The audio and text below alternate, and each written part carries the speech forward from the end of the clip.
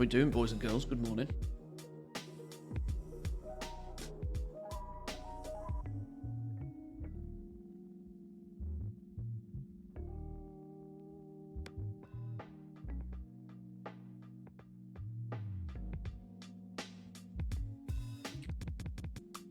What up, what up?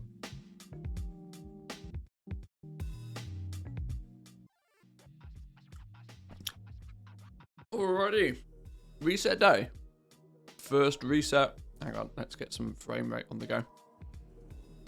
First reset of 915. This is going to be an interesting day for me. Interesting day because this will be a good indication to, you know, what's to come. Yeah, if we compare today to last Wednesday, we'll be able to draw some conclusions to just, you know, how many people are still playing, what markets are going to continue to do well, are people leveling alts, are people, you know, buying legendaries, what's the situation. I have a sneaky feeling that there's really not a lot of people playing.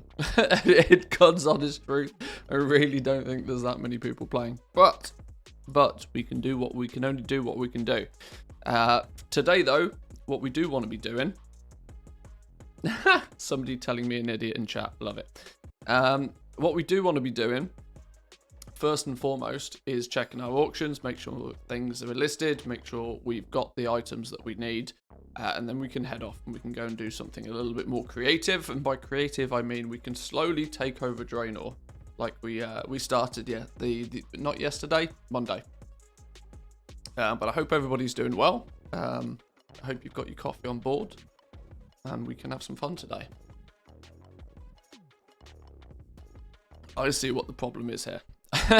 Can anybody else spot the problem here? Some donkey has decided it would be funny to squish all of the Booty Bay auctioneers. So we'll use this one real quick then. Right, what we saying with items? Let's do a quick cancel on 4, 5s, and 6s. Just make sure our good stuff is in order. Although I probably need to, I'm also probably not going to do a restock today, simply because material prices are still absolutely loopy. And I'm not... It sounds odd to say it, but I'm really in not that much of a rush to make gold. Meaning that to restock using expensive materials is too much of a risk for me to want to take at the moment. An unnecessary risk, let's put it that way. That's not to say that there's not gold to be made, but... a lot of cancelling to repost at higher price. Why is that going to have been? Why has that happened all of a sudden? That's usually an indication that somebody's trying to reset things, or a material price has gone crazy. Do we have plenty of stock over here? Oh, no, those numbers are going to be odd now because we need to collect the items from the mailbox.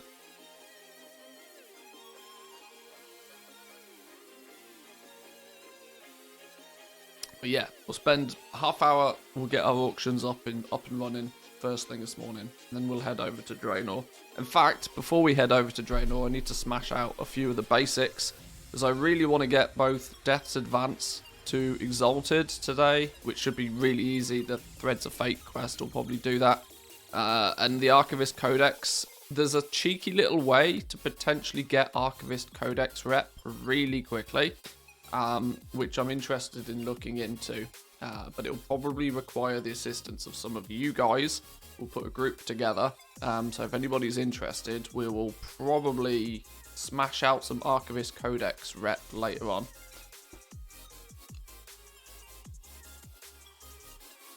As you can tell, I kind of have lots of plans for today. The question will be is how much of it will we get to do. We'll see. Tier 6 today then? I mean, it would be nice. I don't think it's possible, but it would be nice. Mainly for the, you know, account-wide bonuses that it will offer by getting to tier 6 is my is my main goal of all of it, to be honest. Last few days, Quartzite prices have been insane, 900 to 1200 each, which really cut into my profits. Do you think reset will bring an abundance of cheap Quartzite, or is there simply not enough people doing dailies? Well, it could be one or the other. This is the thing. This is what we don't really know. Supply and demand is a fluid metric. You can never really pinpoint numbers to it. Now, obviously, if there's lots of people farming Korthia, there'll be lots of Korthite crystals, meaning that, you know, prices of them will go down. If there's not many people playing in Korthia, farming up those easy-to-get Korthite crystals, then, yeah, this is what happens. The price goes up. It's always difficult to say, and it's difficult to gauge. You can only ever, at best, guess. I know for a fact that I'm not in a rush. I don't need to make millions and millions of gold. I'm quite comfortable with the amount of gold that I've got. I'm just merely playing on these realms at the moment just to kind of keep my eyes open and see what's happening. If there's lots of people buying legendaries and you're comfortably able to sell them for a profit, even with higher crafting costs, then sure, go ahead. It's just... why would you not? But it is true to say that anything that you craft now, considering Korthite prices are like 5 times what they used to be, anything you craft now, if you don't sell it quick enough, if you don't sell it before everybody stops buying legendaries, you've got a problem. So focus on turnover. Is the one recommendation I can give. If you do any crafting using high value materials, you want to sell those items quickly. Now, if you think you can sell them quickly, then go ahead. Otherwise, choice is yours. This is why I'm probably... See, I know that on a realm of this size, Tauren Mill, if I don't sit here and cancel scan, I tend not to sell anything. And now I'm not really willing or have the desire to sit here and do much cancel scanning at the moment. So... hence why I'm not restocking using expensive materials. But that's, you know, I've evaluated the situation and I've made my choice.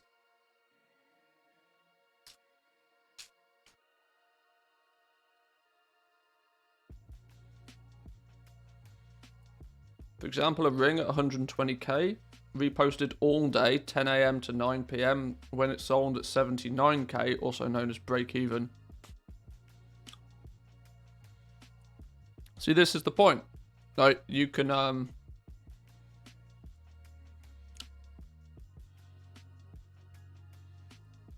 crafting is basically flipping. And this is what a lot of people don't realize, because it's not blatantly obvious. People think of flipping, oh, I buy something off the auction house and I sell it. Crafting is basically the same, because there's no undo button on crafting. So when you buy materials off the auction house to then craft something to sell, you're basically flipping. And it's a skill. It's a skill knowing what to craft, what based on what you think will be able to sell and all that sort of stuff. Like I said, I'm more than happy to offer, you know, advice, but I can never give you answers. How are we doing, Haley? Happy reset to you. Welcome in. Good to see you. For example, I mean, if I could continue to sell Bone Shatter arm guards for 80,000 gold apiece, I'd be more than happy to make them. But you can see by my crafting prices at the moment, it's nearly 60,000 gold just to make one of these right now, because Korthite crystals are nearly 1,000 gold apiece. Or they probably are more than 1,000 gold apiece right now. Okay, they're floating around that sort of price. But, I mean, that goes to show, right, that, you know, on what you sell, you can still turn a profit, but it's considerably more risky considering literally 10 days ago, these things were 200 gold a piece on this realm. They have 5x'd in price because of this new patch, and they're probably artificially being kept high at the moment because people are still buying them without question. There wouldn't be legendaries on the auction house if people weren't still buying them, so...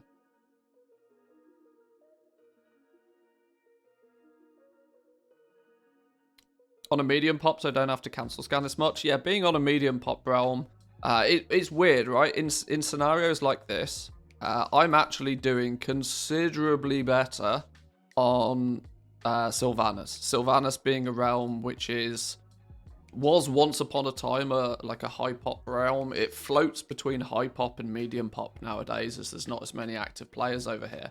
But I'm having way more success over here because I'm one of like literally 2 or 3 people even bothering to craft and sell legendaries on this realm now. Who were the big players, some of the big goblins from earlier on in the expansion, who were alongside me almost dominating the legendary market. A bunch of them have clearly stopped playing the game. There's basically me, one other guy, and then a few other people that are leveling legendaries. That's basically it. So if we haven't crafted it and we're not selling it, it doesn't exist. I can constantly see now people in the chat saying that, you know, want to buy 262 Shadowgast ring and all of this sort of stuff. So it's a bit of an odd one. It's a bit of an odd one.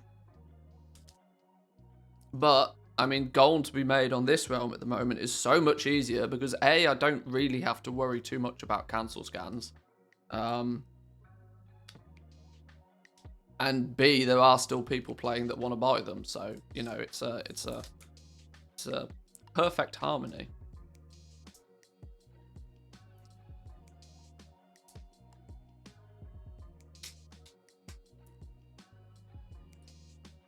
Well, on this realm right now, the Shadowgast ring is being listed for 100k. As I was checking earlier.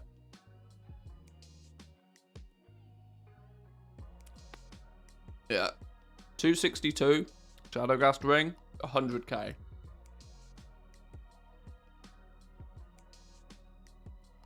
This realm, Sylvanas, yeah. Yeah.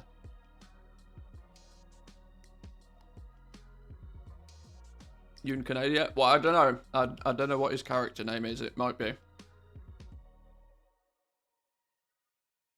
I don't actually know who this dude is. It's this For Future person.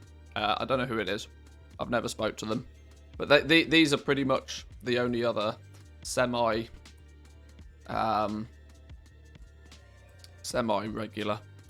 legendary crafter and seller. No, I know who they are. I just don't know if, you know, if this character is I'm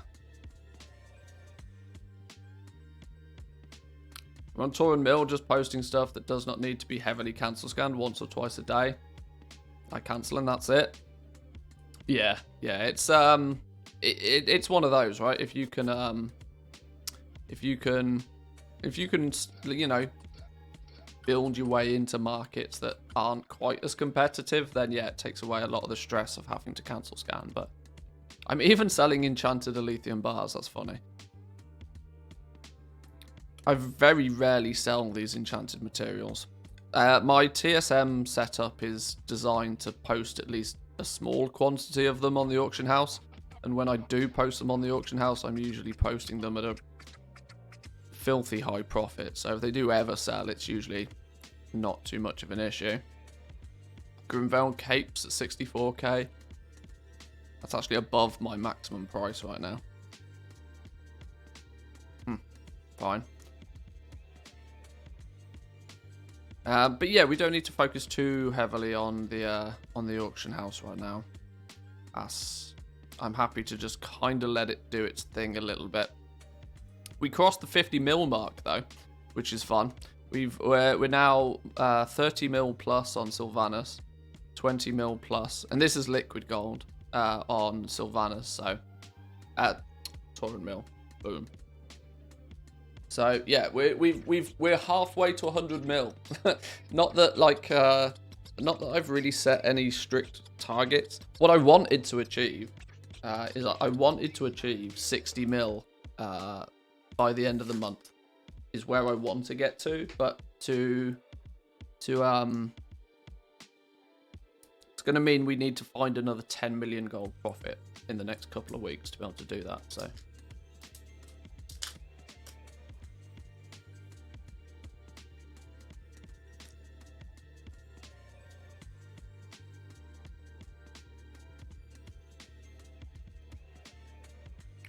20 mil already. Didn't you go there like 1 or 2 months ago?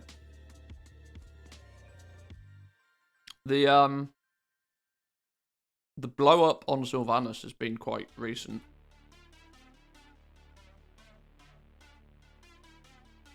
You can see our last 6 months. This is Sylvanas. Medium to high pop realm. This was pre 9.1. This was stockpiling for 9.1. And then the first initial buy wave of Corthite crystals, where we went down to like literally no liquid. I invested everything in the kitchen sink into Corthite crystals initially. Took a big payoff initially. Then I think this here was a combination of buying yet more Corthite crystals and a whole bunch of tokens to max out BattleNet balance, which took us down pretty heavily. And then since, we've just been restocking what sells. And you can see, like, just restocking what sells, keeping stuff on the auction house has gone pretty well. And of course 9.1 hits and we get this big spike. We've gone from like 25 mil to 30 mil in like a week. If I do 1 week. So since patch launch, this is actually only going to be 6 days worth of data rather than 7. But we've done 18 million gold in sales over the last week. Obviously, I've spent a whole bunch, but I mean, just to be able to do 18 million gold in sales is crazy in a week on a medium to high pop realm. 740. I mean, that's 2.5 million gold a day as an average in sales, which is actually bonkers, actually crazy. Just to have that amount of turnover alone, which is wild. But 50 characters with a guild bank each at cap. I mean, yeah, that would be quite cool. I'm not gonna lie, that would be quite cool. Why does TSM say total profit 19 million gold, but you've got 30 million gold? Because one is tracking. TSM doesn't track everything. For starters. Plus, over time, these numbers get pretty loose because Trade Skill Master doesn't track everything. And if you loot a bunch of gold and then your game crashes, it doesn't save that information. So all of these numbers end up being a little bit wackadoodle. Yeah, there's many reasons why Trade Skill Master goes wrong.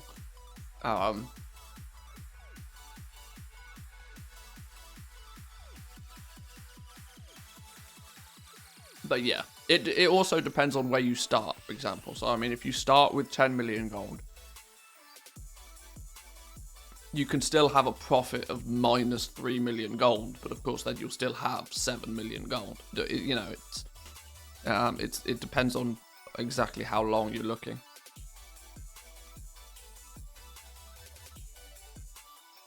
Yeah, I mean, the only real way to, and it makes sense, right? I mean, your liquid gold is the number that you want to kind of keep track of mostly. These numbers here down the profit numbers are, and to be fair, they're not always totally true anyway, because if I was to just not buy anything and just liquidate stock for a few weeks and literally not buy and not recraft anything, then my sales would be ridiculously high, my expenses would be ridiculously low, and it would make it look like I'm making lots of profit. But that's not necessarily true. You need to kind of take a snapshot once your inventory has been recrafted. I like to take note of my profits after I've done a full restock. And that can be like my snapshot. That can be, right, this is the amount of gold, liquid gold I've got after I am fully restocked. And then obviously I spend a few days selling a bunch of things and my profit looks really good. And then I, then have to restock everything. So this is why doing like a day after reset day mailbox always looks pretty impressive. But then you have to remember that you need to spend most of that gold again to get up to your inventory restock levels. So why is top item lightless silk? Probably for some silly reason, right? I probably bought a piece of lightless silk for 1 gold at some point, and then I've sold it for like 100 gold, and so it considers that to be like on a resale basis the most profitable item. Honestly, I ignore this. Like the top, like I just genuinely ignore it because it's just dumb. If I go into my ledger and I go into revenue, and then I go to like a resale, for example, you can see lightless silk here. Lightless silk shows us a really good average profit on resale, but it doesn't take into account that I've only ever sold 100, yet I've bought 22,000 of the stuff. So it's like just, oh yeah, I made a really good profit on the 100 that it's basically useless. Yeah, I just ignore it. Most of this stuff I just ignore. The data tracking in TSM, it's kind of a cool thing to have, but it's by no means reliable. So don't worry about it too much, especially when you go into your inventory and you look at the total value of your inventory. So it tracks obviously every item in the game that has some element of value. DB market is super broken. So let's do, I don't know, DB region market average. Is that what it is? No, because we've done BD. DB region market average. So yeah, I've got 30,000 gold worth of stuff on this realm, you know, just stuff lying about. So I could arguably, you know, try my best to just sell everything, just cash out 100%, and I'd almost double my liquid gold value if I was to just cash out. Most people do this, and then they think that they've got lots of stuff, but then they very quickly realize that it's all, you know, it's all tied up in high value transmog items, which is just, you know, facade. It's all an illusion. I do the same on Tauren Mill. See what we got going on over here. You can see that patch 9.1 has been pretty good on Tauren Mill for me. But this is because, see, this looks really good, right? 10 million gold in sales in the if we do the last week, 8 million gold in sales, 4 million gold in expenses, obviously then 4 million gold profit. But I've not done a restock for a few days, so these numbers are really quite sway. If I was to do a full restock, I'd probably have to spend another 2 million gold on restocking to get back up to the, you know, full inventory level. You got to be careful with just reading numbers and taking them at face value, because it's not always so true. Let's go DB region market average. So on Tauren Mill, I have 17 million gold worth of stuff as well. So my inventory on a regional average basis is not too far off on either realm now. And that's due to the fact that most of my inventory value is going to be legendaries. This is something I'm going to have to be really careful about when we get closer to the end of the expansion, because I pretty much sit with nearly 10 million gold worth of legendaries crafted, like all the time. An entire gold cap worth of legendaries just in stock, which is not as high as some people, but it's still a ridiculous amount of gold to have tied up in something that by the time the expansion ends is just dead. Like legendaries will just overnight dead as a dodo.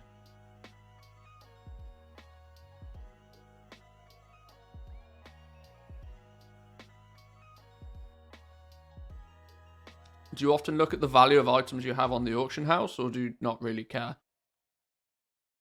I use it as a snapshot of how urgently I need to do a restock. I mean, I can look at the auction house and go, right, okay, I've got nearly 8 million gold of stuff listed on the auction house. But the point is I don't expect all 8 million gold of that stuff to actually sell. A lot of that stuff is me just trying to... You can see here that like my ranks 1, 2s and 3s, these are all listed. I have almost zero expectation of these to sell though. So this number's artificially inflated because of that as well.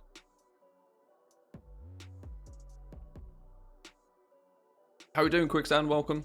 Good to see you.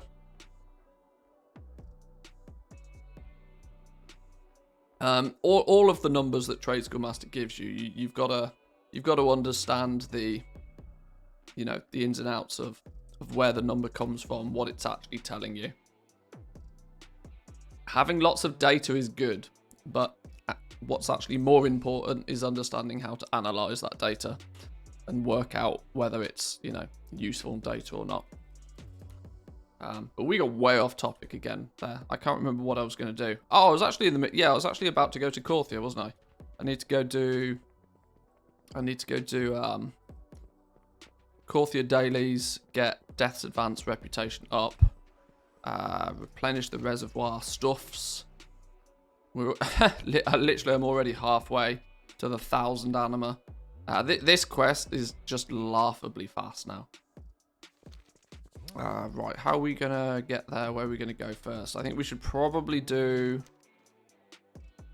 Thinking about it logically, we need to get to Korthia first to pick up the Shaping Fate quest.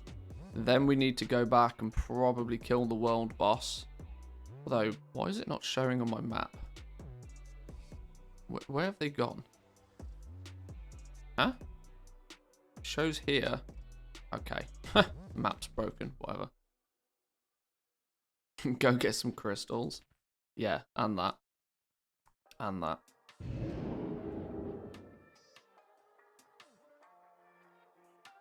By the way, when you said Archivist Rep Farm, I got a crafter alt who needs it, but he's low item level, only 200. I guess you wanted only decent characters. I don't care. We just need a party of 5 people. Obviously, the higher geared you are, the better. Sure, that stands to reason for anything, but you can't take more than 5 people since at that point the mobs go grey. I can't remember what they're called. There's some big elite dudes that stroll around the moor, which when killed act as... They have a similar loot table to what the rares in Korthia do, meaning that you can get, you know, lots of Archivist Rep. Famished Darkness, that's the one. Those dudes. Yes, exactly them. Killing those dudes, they have similar loot tables to rares, so they're really good for farming Archivist Rep. So, if you put a group together and just run through and kill a bunch of them.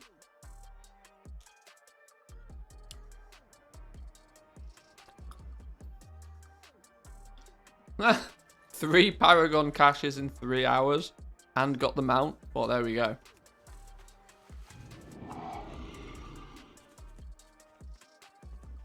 What news do you bring?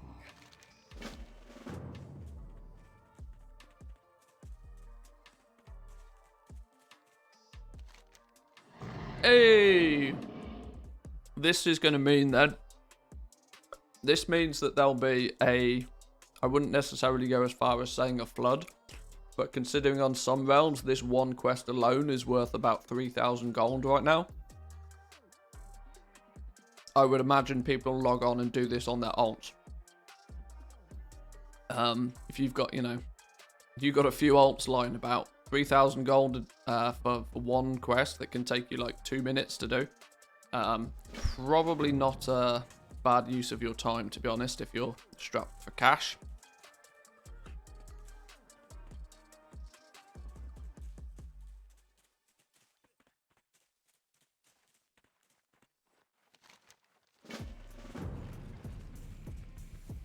Where's Zygor when I need it? There you are. Whoa, why are you in stupid go small mode? Fix yourself, Zygor. Christ. No, hang on. Settings, options, that's the one. It is the right profile. Odd. Why does this reset itself? Look neat and tidy, Zygor. There we go.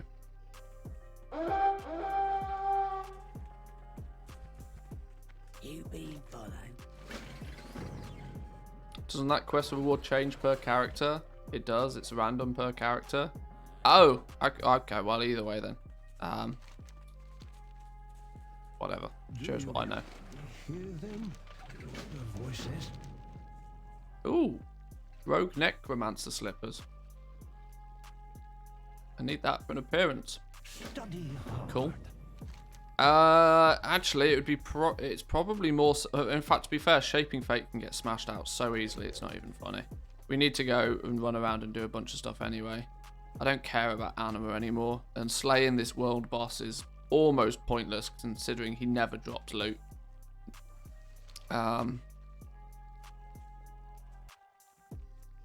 Let's just get the dailies done real quick then. Get the dailies done.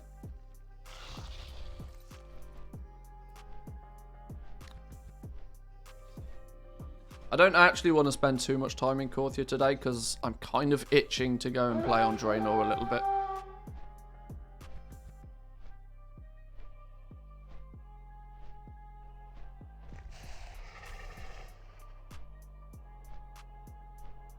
So where is it taking us? Which one are we doing first? Oh, we're killing the dude that gives us all of the Korthite crystals. Alrighty then.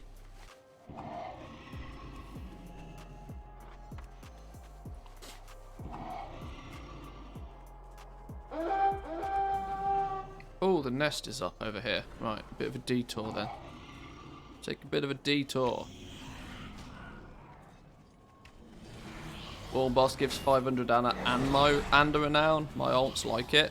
Yeah, I imagine ults it's very worthwhile doing. I'm 80 renown though on this dude, so I don't really care. But yes, you're right. Oh, it's weird, right? That you have more of an incentive to go and kill a world boss on your ults than you tend to do on your main. This is why Blizzard needs somebody in charge of rewards and professions. Because things are a little bit wackadoodled up sometimes.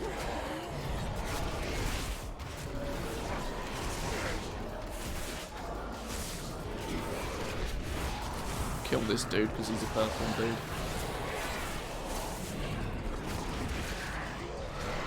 Your main, the world boss, gives Stygian Ember thingy for Dom shards.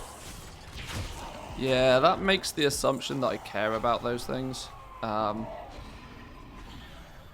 Yeah.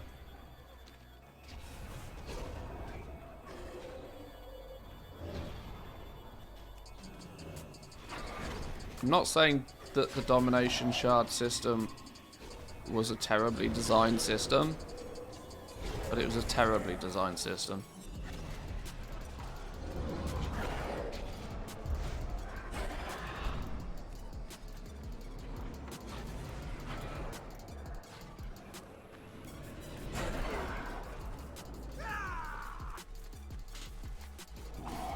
We can get these done real quick though. These shouldn't take too long at all.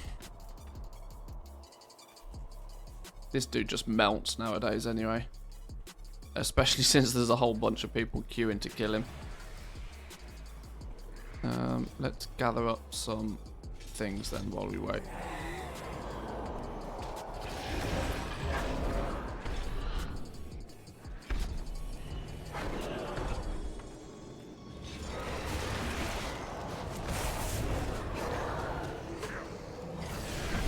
Come on, dude, respawn.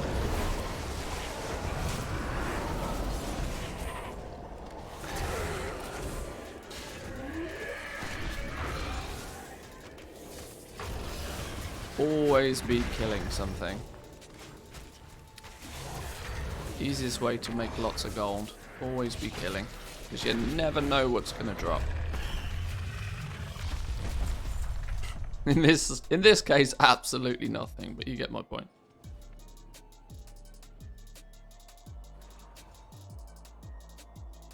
I love how they added this thing. The grapple points. It's like, you know, the grapple points is great. But for the love of God, just put the pissing bridge back in, you know? Just fix the bridge. Christ. Oh, there he is. 12 silver. Hey, you got to start somewhere. Got to start somewhere. Hey, on Draenor, I'd take 12 silver right now. Because we are poor.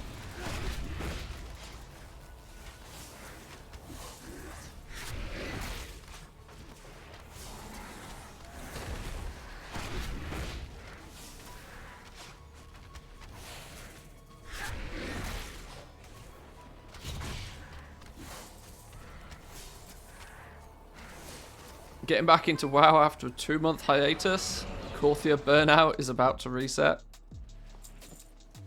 Yeah. Don't be too surprised if you have if you get given the incentive to go back to Korthia though. That's it. The never-ending Korthia grind is real.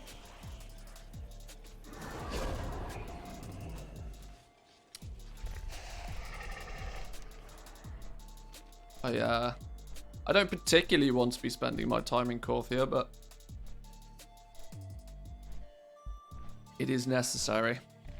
The completionist in me, you know, will not let me stop doing this until I've at least, you know, got Exalted and Tier 6. Now, on top of that, I should probably farm Paragon caches, considering there's a relatively easy way to farm Archivist's rep nowadays. But the main reason I want to get Tier 6 and Exalted... Oh, I don't care about Exalted, really, but the main reason I want to get Tier 6 is pretty simple. I want to be able to gather... I want to be able to get up to Tier 4 on alts as quick as possible. Not necessarily on this realm, but on the new realm that we've moved to, Draenor. As... being able to get to Tier 4 quickly and easily will unlock us the new the Crafter's Mark 4. I can never remember its name. Crafter's Mark of the Chained Isle, that's the one. Why they couldn't have just named it Crafter's Mark 4.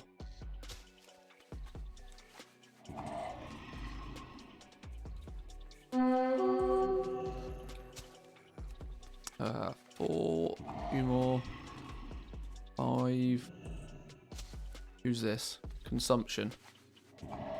He's not... Where is he? Oh, he is there. He's chilling. What's he at? 27.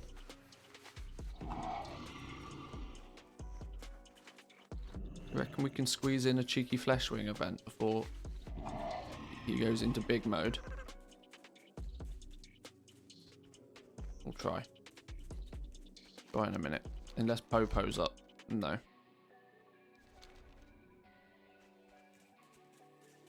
Oh, the Infect 10 Shard Hide quest is up as well. This is going to be a good day for skinning as well on that basis.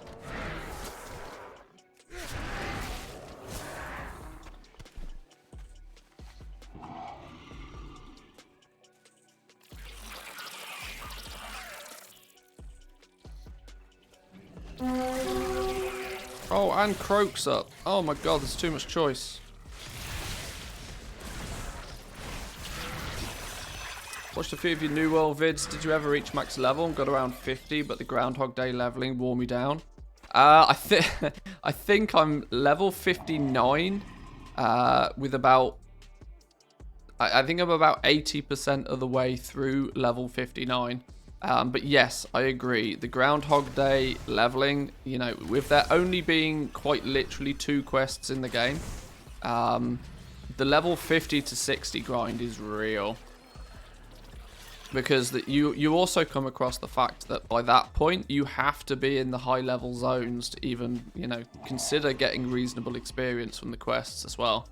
And then you run out of quests because the end game zones are definitely not finished. I mean, the end game zones have got a fraction of the quests in them that the starting zones have got. So you end up having to not only complete, you know, 1 or 2 of the end game zones, you end up having to complete all of the end game zones just to ding level 60. It's yeah. I'm not level 60 yet, but I've spent just as much time playing with professions as I have with actually leveling. But I got, you know, once you get past level 40. There's the constant desire to get to level 60 because you feel as if you're inefficient. I can't use orichalcum weapons properly. Not weapons, tools correctly, because anything that's even remotely reasonably good requires you to be level 60 to use it, which means I don't feel as if I am as effectively gathering as well as I could do. So yeah, there becomes many reasons to grind your ass up to 60. But I'm equally taking I went way too heavy with New World. I pumped 300 hours into that game in a few weeks. It was not healthy. Fun, but not healthy. On top of, trying to make YouTube content and stuff for it as well. I'm kind of quite glad, though, that I didn't get to the quote-unquote end game when it was, fully broken. Because now I should be able to ding 60, play around with trade skills as much as I like, be able to do outpost rush, be able to experience what the actual end game content is without it being too broken. Now I know it is still bust, but what does this button do and why is it not doing anything? Why am I dying, more importantly?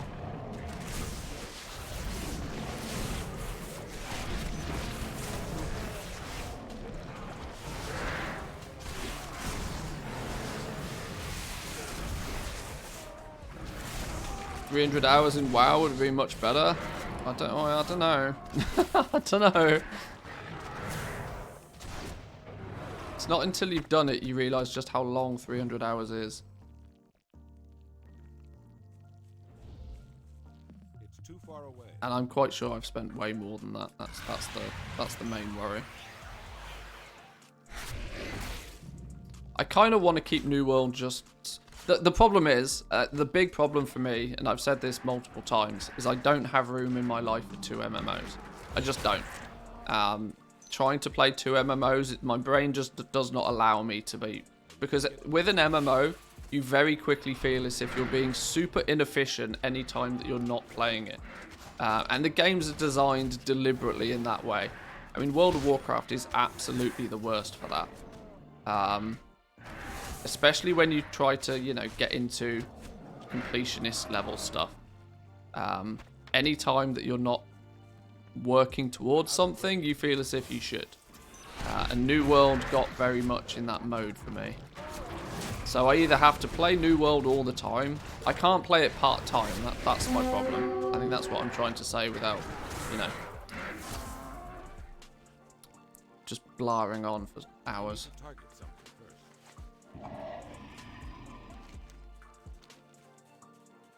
So if because honest truth, what I'm expecting to happen is I'm expecting a patch 9.2 PTR relatively quickly, and PTR season weirdly tends to actually be my busy season, right? Because a lot of my content has evolved into being less on the entertaining side, more on the informative side. Meaning, PTR season is big business for me. So I wanted to at least get back into WoW and, rekindle my passion for WoW before that happens.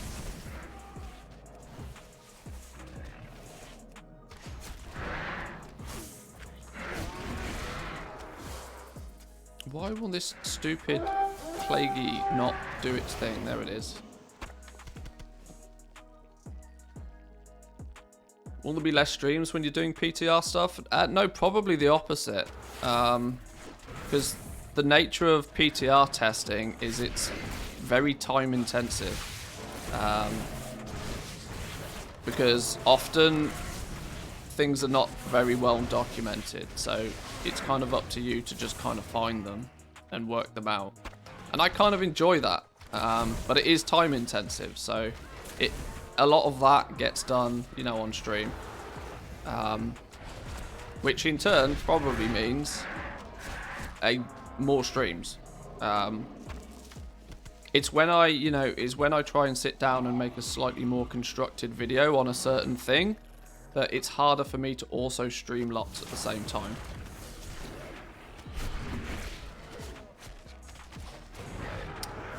Do you then edit the VODs for YouTube content?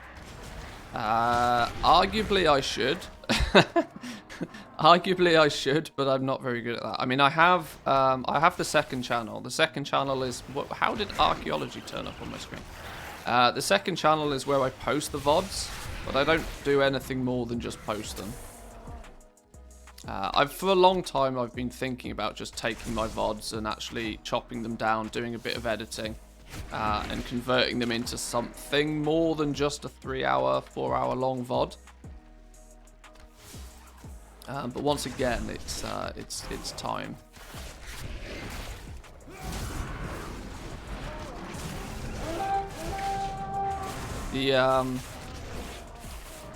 There's always there has to be a trade-off somewhere. I am only one person, and there are only 24 hours in a day. And as much as I love playing World of Warcraft, and I love the fact that I can, for the most part, consider content creation my profession nowadays. I do have to also be very aware that if I, devote 23 of every 24 hours in every day to it, I go mad. So, yeah. Like what you did with the NA Let's Play, it was a really funny one. I should do more stuff like that. I'm very aware I should absolutely do more stuff like that. Not only do I think it was relatively entertaining, I enjoyed doing it, but that one Let's Play, for example, basically took an entire day for me to do. Now, obviously, if it takes me an entire day for me to do, that's one less day where I'm streaming or doing something else. It's difficult to find that balance. And I've always struggled to find that balance. This is why when I'm more active at streaming, I tend to be far less active on YouTube, and vice versa. When I'm not streaming, I tend to find it much easier to put out some semi-regular YouTube content. Yeah. One day I'll be rich and famous, and I'll just hire an editor to do it for me. But until that day happens, I have to do it myself. That's not to make it sound like a chore, though. I do enjoy doing it. It's just I don't have time to do it all. So you have to choose.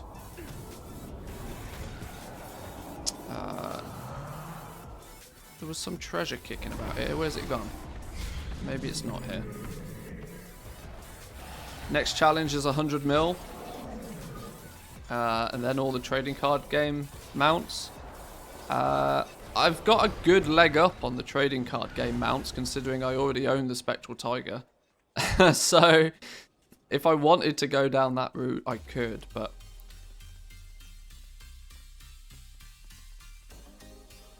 having watched a number of the streams, I reckon all the things will probably be your natural next stage. I enjoy the goal making, but once you've got a few million, then looking at the next challenge. Yeah, I kind of agree. I kind of agree that, I'm at the stage, and this is why I'm moving on to Draenor now, because both Sylvanas and Tauren Mill, I'm considerably, I am, without tooting my own horn, what you'd consider more than wealthy on those realms. I've got over 20 million liquid gold on Tauren Mill, over 30 million liquid gold on Sylvanas now. So my desire to just rinse and repeat on those realms is a lot less. I would much prefer to either repeat the process on another realm or find a new challenge to take up on. Yeah. Trading card game mounts are expensive because of all of the new multi-millionaires in Shadowlands. A friend of mine paid 65 million for the chicken. Yeah, yeah, yes, that is well. they are almost, weirdly, right? They're almost in a seller's market now. There's plenty of people that would want one if the price is right. But the people that do own them are usually not in any rush to sell it and will more than happily wait until they get an outrageous bid for one. And actually most of the trading card game mounts now tend to be held by not individuals but communities. You know, a guild will own one or something along those lines, you know.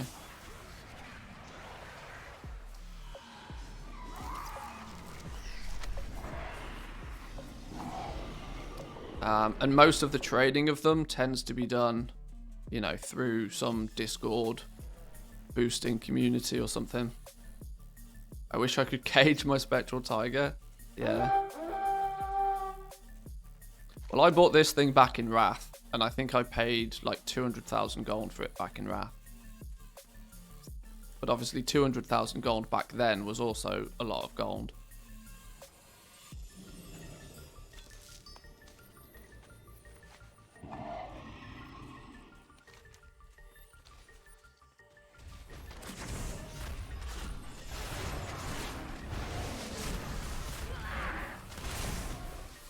But you also got to remember that back in Wrath, the trading card game, the TCG cards were still in production, so they were still being printed. They were still there was always more cock mounts and spectral tigers, and there was always more being created.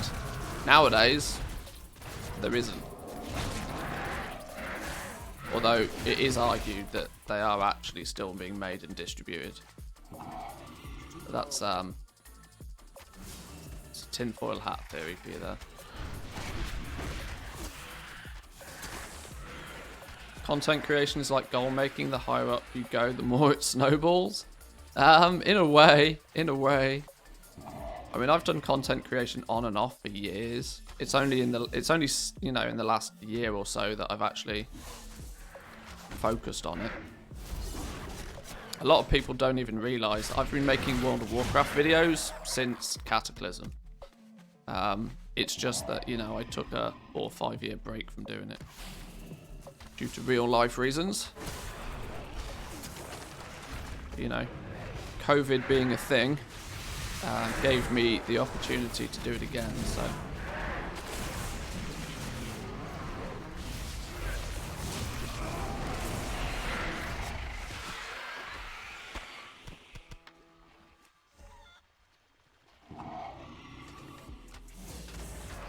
200k was a lot more than 2 mil back then. That means that your account was capped for that one server. Yeah, I was pretty much all. See, for many expansions, I was literally gold capped in virtually every single expansion since TBC. It was only I want to say, I think BFA was the only expansion to where I was never actually gold capped. Or maybe Legion, I don't know.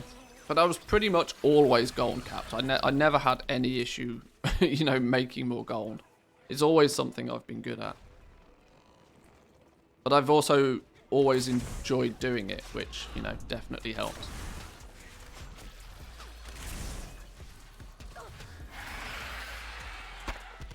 We're thinking the next patch likely to be January, February. It depends how quickly we get a PTR. It's already rumoured that we'll get a PTR very quickly because some 9.2 content has already hit the content distribution network. So it's likely that we'll see a PTR quite quickly. Which is, let's be fair here, is absolutely needed. But then probably a 2-month cycle on the PTR.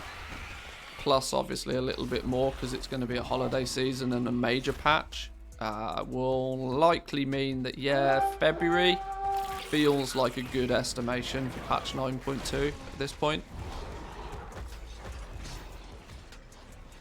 I mean, I don't think they can really risk taking much longer,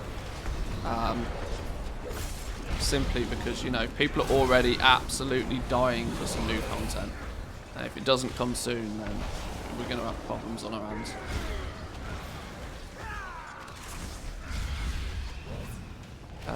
Now my pet's dead. No, he's not, because I'm a genius. I'm almost dead though, isn't it? This is not going to plan.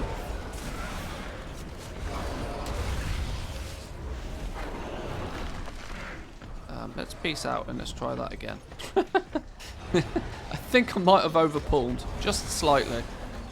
Just a hint there, but I think I might have slightly overpulled. There we go. There we go.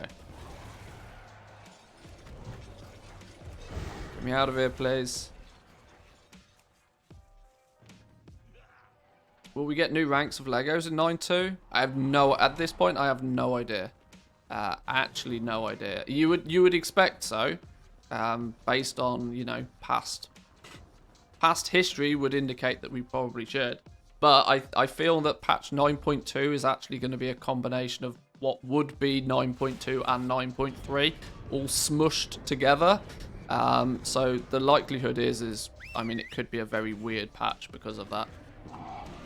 But yeah, I shit you not. If they give us another 2 ranks of legendaries, then it will be cash cow season continued.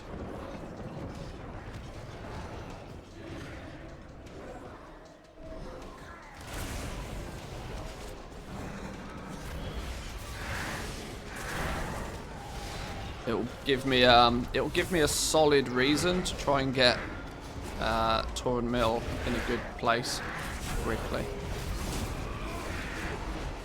If we get some sort of indication that there's going to be 2 new ranks of legendaries, I might even go as far as just transferring like 10 mil over to Draenor and just power level a few things just to get up and running a bit faster. But we'll see.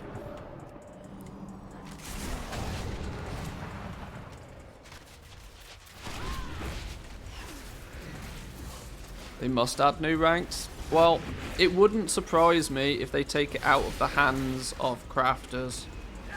Similar to how the cloak worked in patch 8.3. You know, that you do a thing and then you slowly upgrade your legendary. It would not surprise me if that was the route that they went with it, taking it out of the hands of crafters, because at this point, the crafting professions are a bit... Their supposed catch-up system in... Because Korthite crystals were meant to be a catch-up system. But they just fucked it up because they didn't balance it right. Making it so that you need 40 of every one to craft a legendary took away the potential for it to actually act as a catch-up system like it was meant to. So yeah, they done goofed on that one, and it's not like I didn't tell them, but they don't listen. Yeah, so Korthite was meant to be a catch-up system for legendaries, and it's failed. And what will also happen is when patch 9.2 comes out, and we ultimately turn our backs on Korthia, because the likelihood is with new content, Korthia won't be the... I goddamn hope that Korthia won't be the primary zone. It will then mean that Korthite crystals basically won't exist anymore. And ultimately then meaning that their use as a catch-up mechanic still won't be a thing. So, yeah. It's not even Blizzard's attempt to make the legendary system easily catch-upable failed miserably. Now, I don't think they're going to try and... Or I hope that they don't try and convolute the system even further in another attempt to try and give a catch-up system to it. They will probably look at it and decide that, right, well, it's maybe just easier to take the legendary upgrading away from crafters. Crafters can go up to rank 6, and then from rank 6 onwards, there's some personal progression system for the legendary from there on. If I was a game developer, that would probably be the road that I would take. As we already know that this is an absolute, dumpster fire of an expansion at this point. That it's the quickest and easiest system for them to implement so that they can continue working on 10.0 efficiently. Would be my guess. Blizzard over convoluting systems, totally unheard of. I know, it's shocking, right? Actually crazy.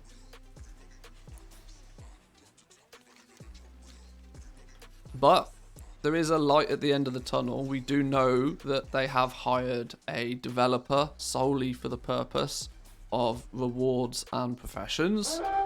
So we can hope that, there is some light at the end of the tunnel.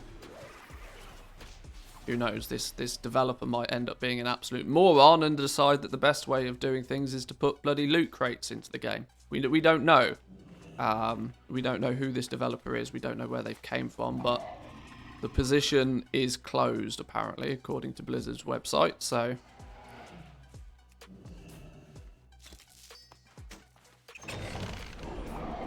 what do we need here? Grommet feet.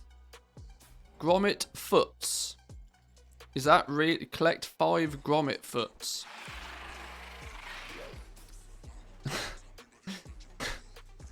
Good English there. Solid English. 1 foot, 2 foots.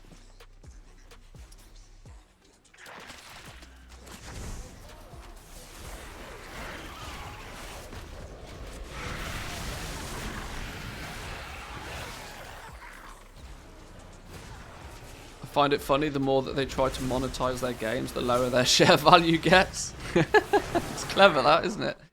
It's almost as if they're trying to cash in for a quick win. Madness. 3 more grommet feets. Or foots.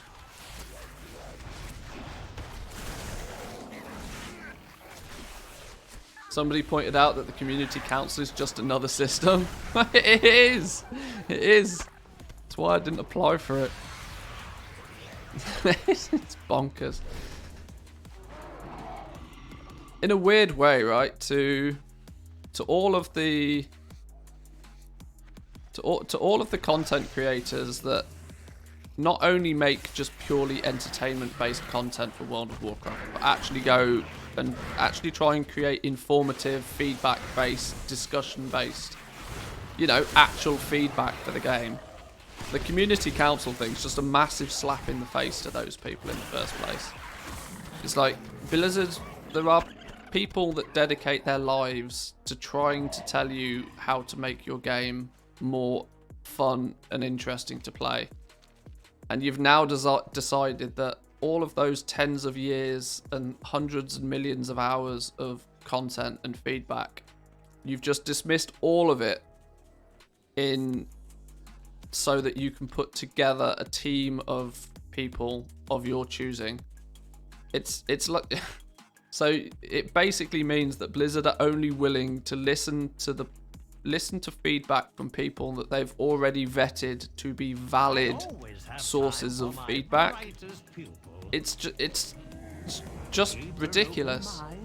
If you're gonna have a community-driven council, it should be the council members should be decided by the community, not cherry-picked by some Blizzard employee.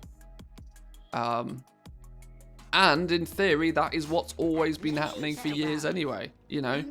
Communities grow, communities come about, feedback is provided and shared, and yet it's been blankly ignored anyway.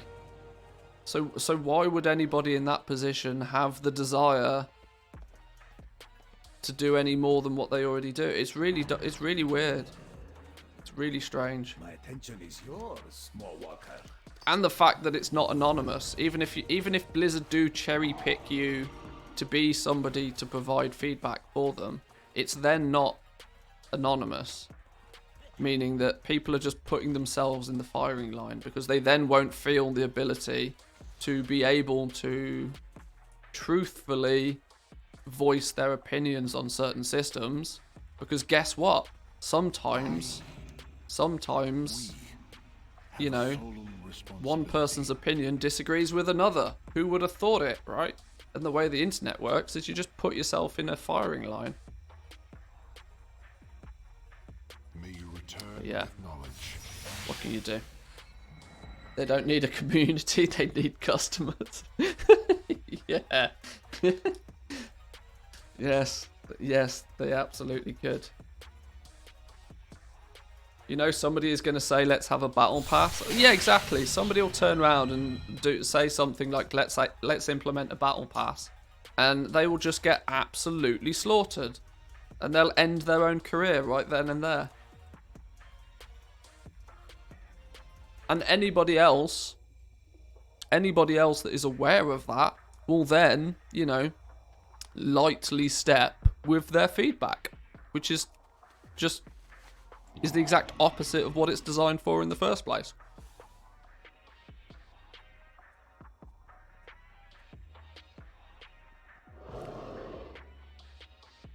Not everybody's suited for such a job.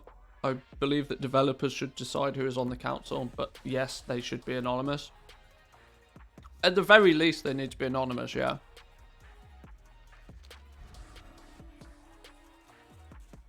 I mean, you can argue it's not too much different to, you know, standing on the street handing out questionnaires.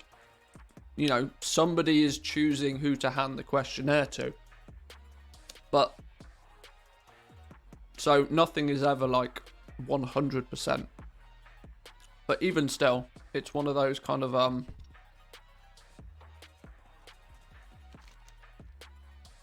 if Blizzard is going to cherry pick 100 people to be on a community council,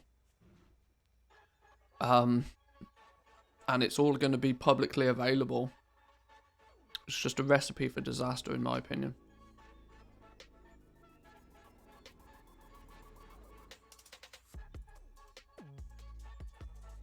Can you honestly tell me that conduits add engaging gameplay or change the way that you play? What value does the system give you?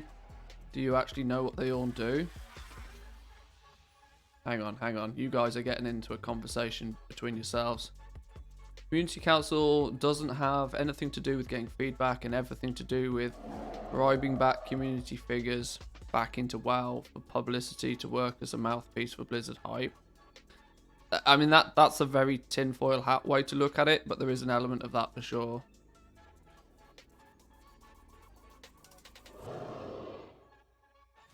Twitch council worked so well. Well, just because one council doesn't work, that's not indicative of the fact that another one also won't work, but...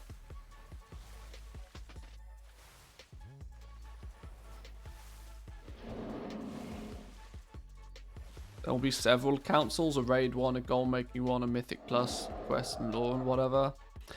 I mean, it's just, like I said, maybe this is just my opinion.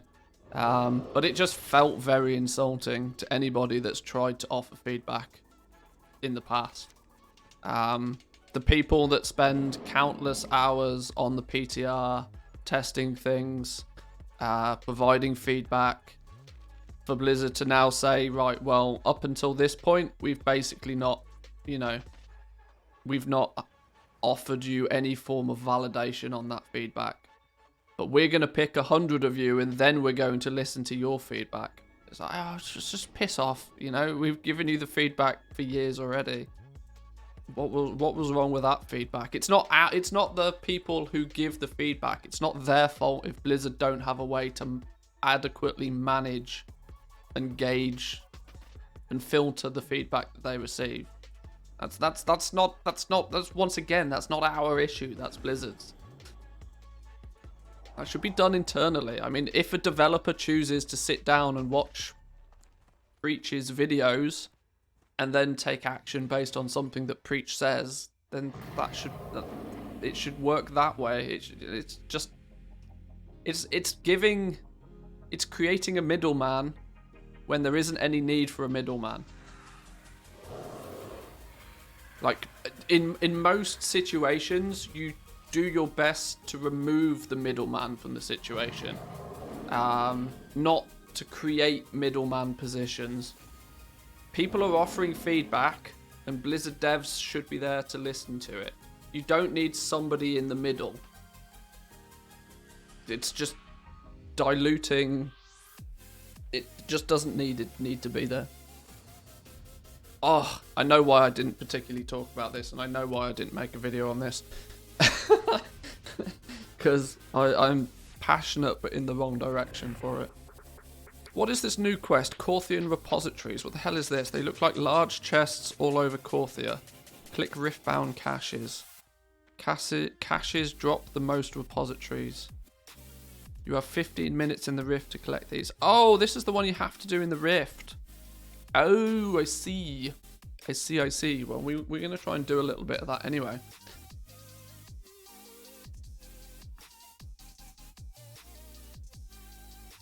I think I have a whole bunch of rift keys and things. Hang on, let's soulbound, add this appearance to your collection. There we go.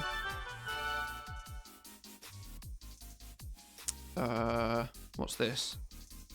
Threads of the hat are straining on the weight of all the coins it's holding. 257 gold. GG.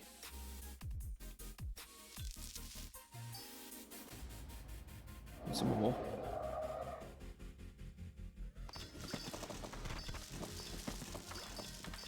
New weekly was added for some unknown reason. I guess not enough ventured into the rifts. There's nothing to do in the rifts. You can collect 4 chests in the rift and maybe, you know, find a rare that then pops. Then when activated, pops you out of the rift. There's no. The problem was there's no real reason other than to get a small amount of Archivist Codex reputation to even go in those rifts. That was the problem.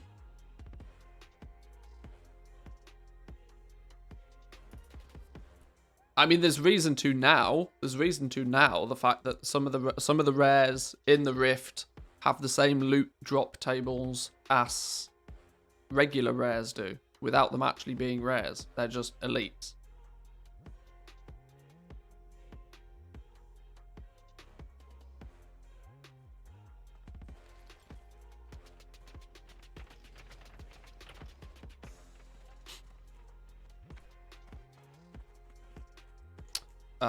Where are we then? Oh, we are so close with the rep for Death's Advance. I'm literally 1 day of dailies away. In fact, no, I'm Shaping Fate away. I need to finish the Shaping Fate then. Let's run around and just find a few treasures, I guess. Probably an easier way to do it. Just gather some treasures.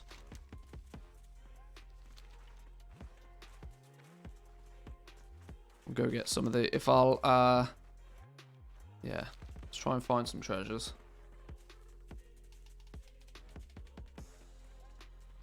I could just run over and kill the world boss, but because I haven't even bothered to do LFR, I don't have the flight path, which is gross. Another one of Blizzard's butts. Ah, you can have this new quality of life feature, but fuck. Sure, thanks.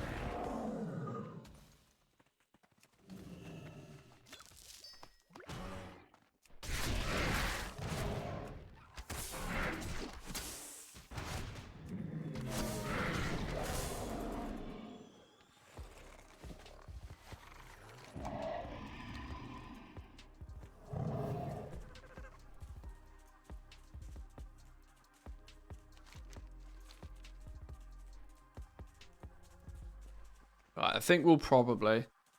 I think what I'll probably do is just get Shaping Fate done, and then we'll... Whoa, I'm not aggroing you. We'll get Shaping Fate done, and then we'll move over to Draenor.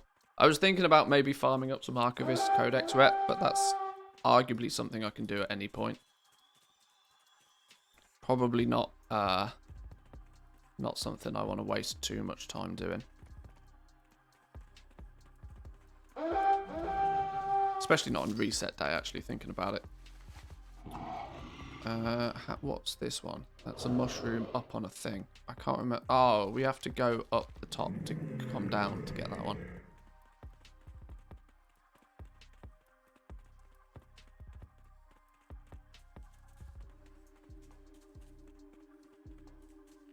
Round here somewhere. Round here somewhere. Where is it?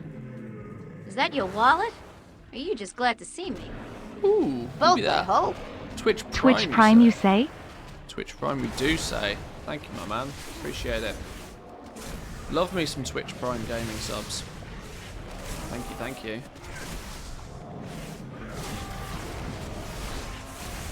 Getting the rank 6 item to increase rep from relics is going to be useful.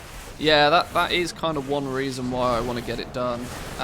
Because it's not only going to... It's going to help with my other characters as well.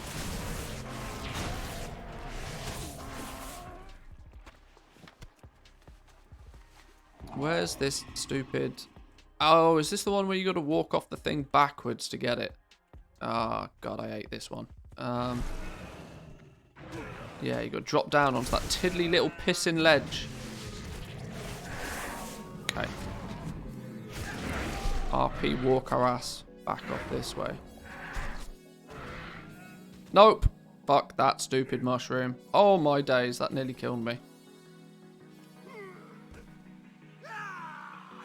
Stupid mushroom.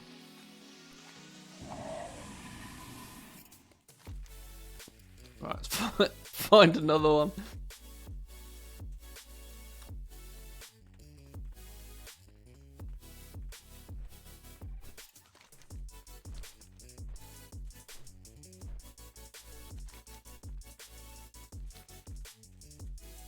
Right, we'll be 87%. You get like, is it? I think it's only 3% for each treasure, isn't it? We need to find a few of them. Find a pile of bones or something around here. If we do a lap round here, we can almost always find something. I don't think purple dudes give you any shaping fate bonus.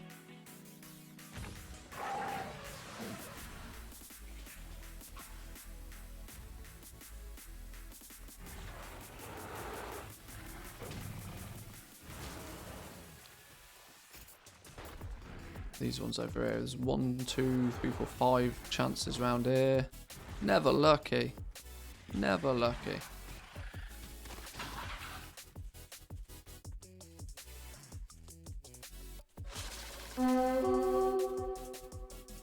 There's a rare over there though. If we take the grapple points.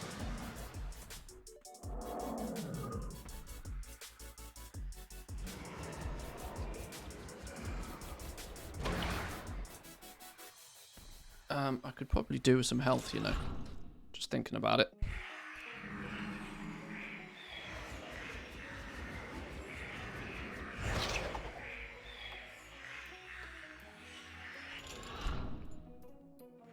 Oh, wait, what? Where are you going? Come back. Get your ass back over here. Come to say hi and she runs away. It's just rude.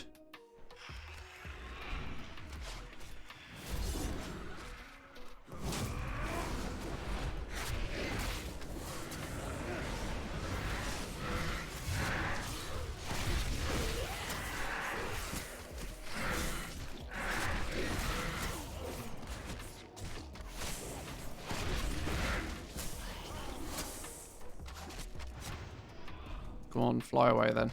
Fly away.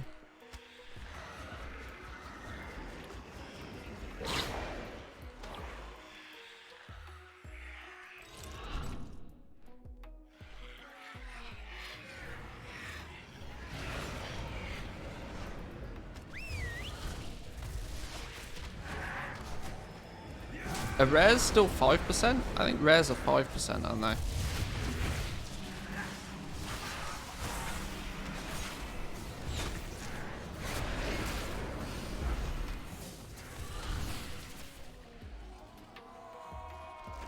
Alright, there we go.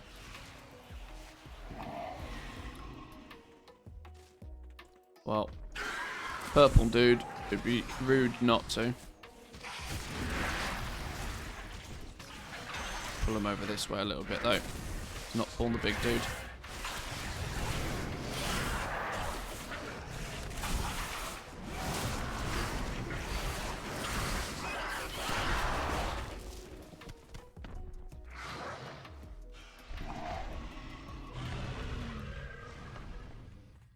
Uh, 92, that's going to be... Oh, well, there's a pile of bones.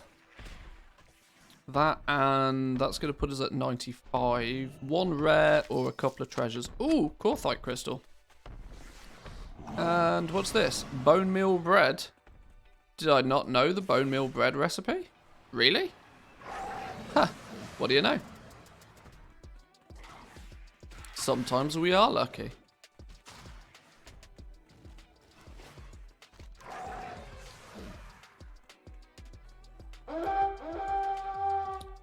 A mushroom and a nest of materials. Well, there we go. There's everything we need. There's our mushroom. Up to 98. Killing this dude. It's annoying.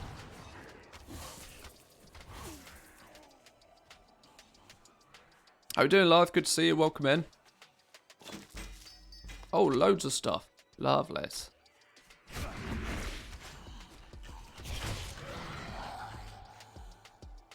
Right, that should, in theory now, get us exalted, finally, after way too long. Yeah, I know those people that got exalted months ago.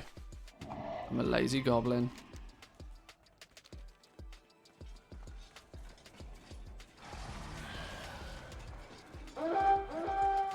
Still need like 8k rep.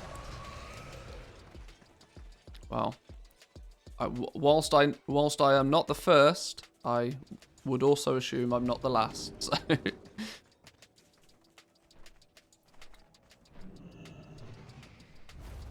Whilst I kind of like the fact that Paragon boxes are a thing, so that, you know, any additional rep gained past Exalted has some use, at the same time, Paragon boxes also kind of detract away from that, you know, that feeling of, oh, finally, I'm done with something, you know? There's a real fine line that needs to be addressed in WoW, I think, with that. That it used to be that, you know, you hit Exalted and you are actually done. And you never seem to be able to be done with anything in WoW now. The goalposts almost all, and I don't mind the goalposts being consistently moved for some things, but not for everything, Blizzard. Really, I mean, some things just let us be done with. But in their infinite desire to make it so that people never take a day off from this game, you think you're done, but you're not. Yeah. In their infinite desire to make it so that people play this game every single day of their lives, they in turn actually suck out a lot of the willingness of people to do things. Right, we're actually probably now going to end up blowing a whole bunch of gold on stuff, aren't we? Whoa, hello. What was that? How did we get Court of Harvesters rep out of nowhere? Did we just hit Exalted with Court of Harvesters as well? 2 Exalted reps in 2 seconds. We are just outrageously good at this game. We are incredibly good at this game. Avowed at friendly though. That's pretty sad. That's pretty sad. Oh, of course you get 500 rep for each faction, don't you? That's right.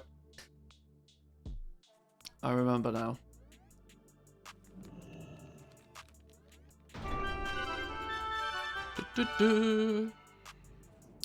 Bone meal bread in the bag. Right, what are you going to sell me now then? Sell me something juicy. Sell me something useful. Oh no! It requires Stygia. I forgot everything requires stupid Stygia. Ugh.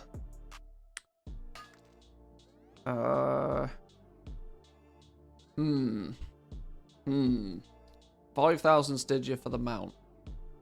Death's advanced a tabard requiring Stygia. Well, that's double gross.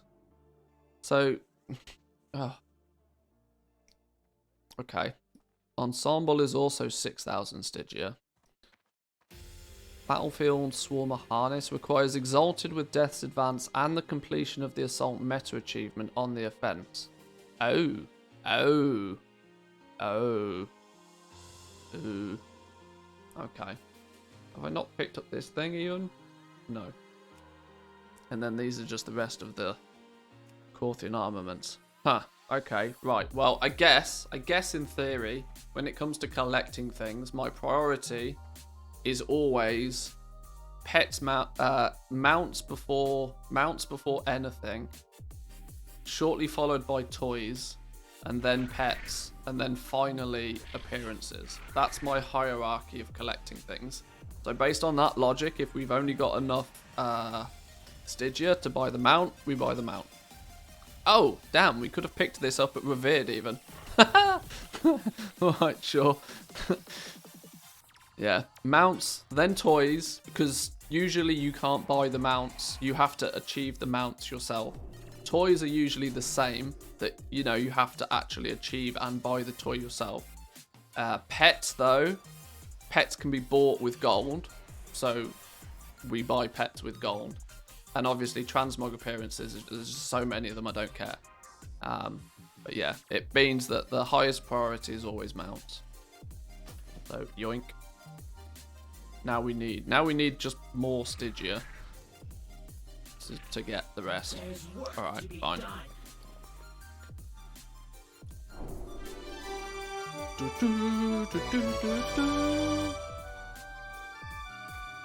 Love that noise. Love that noise. Alright. Yeah, somebody's saying I had a Paragon chest for somebody. You're right, I do. Who's it for? The Ascended. There are two things we can get out of this. A malfunctioning Goliath Gauntlet or Mark of Purity. We need to head over to Bastion to pick it up, though.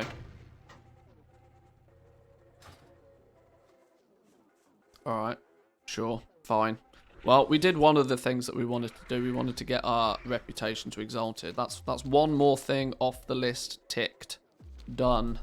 Let's go hand in our catalogued research real quick. And then I think, for the purpose of just doing bits and pieces, we might leave it there for this realm. We might head over to Draenor now. Boom. Another 600 rep with the Codex dudes. I'll probably we'll wait till an off day. We'll wait for a slightly less busy day, and we'll go farm some Codex points. I imagine other people are probably busy doing things as well today, so we'll do that another day. Righty. Do we need to go anywhere, do anything important on this dude now, though? Probably not, because we're already renown 80, so we don't really care about the weekly quests anymore. Mission table is doing its thing. No, I think we're pretty good. I think we're pretty good. We're in a good spot. In theory, I should probably do a restock. As I know for leatherworking, there's a bunch of things that I need to restock. Let's do mail and leather real quick just to see what the damage is. Yeah, there's a lot of stuff we should restock. What are we missing though? A bajillion Corthite crystals. There's a surprise.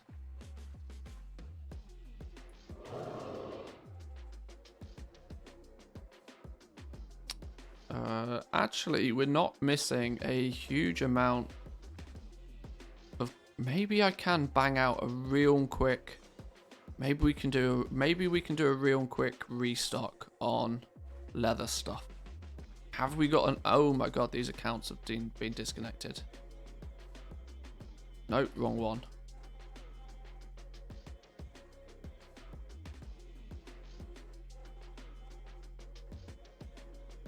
It depends on availability of Corthite crystals, because I don't want to be paying over the odds. I really don't. Now apparently I've got 839 Corthite crystals kicking about. Which means I've technically almost got enough. We could do a restock on leather. Probably sensible. Probably sensible. Let's see. We're gonna need a boil shards though, all the same. Let's kill two birds with one stone. Let's because we can go buy some boil shards in Bastion. And we need to go to Bastion for the Paragon box. Now it's all making sense. Now it's all starting to fall into place. Let's do that ever so quickly then. Transmog haters unite. I mean, it's not that I hate transmog, it's just the lowest on my priority list of stuff to do. Can you go Draenor farm some Simvir, please? 40 gold a piece for 2 days now, save us. It's crazy, right? They up the drop rate on stuff, yet the prices still skyrocket because of the demand on legendaries. Genius. Is there really any requirement to hit Renown 80 on alts? See, this is a common discussion. I'm of the opinion that for everything that we know right now, the answer's no, not really. But it was proved to us in patch 9.1 that getting your alts, especially if they're crafting alts, up to the highest renown, which obviously currently is 80, was a very sensible thing to do. Back before patch 9.1, we were all, not all of us, but many of us were rushing about the last week before the patch landed, getting our alts up to renown 40, because we realised that we needed to be renown 40 to do something to get the new stuff. It would not surprise me if the exact same is true as we move into patch 9.2 eventually. But yeah, so the TLDR is right now, no, not really, but in the future there probably will be. So get into the habit of doing the bare minimum. Get your 1000 anima, do the world bosses, do your shaping fate. Bare minimum, do it every week, and you'll probably accidentally end up being renown 80 anyway, so. Phaedrum dropped from 15 to 8, but Simvir went from 20 to 40. It's because Phaedrum is always linked to the price of what is it? It's the essence of rebirth. Shadowgast rings are going to mean that Phaedrum is always in high demand, and more importantly, it's botted like crazy.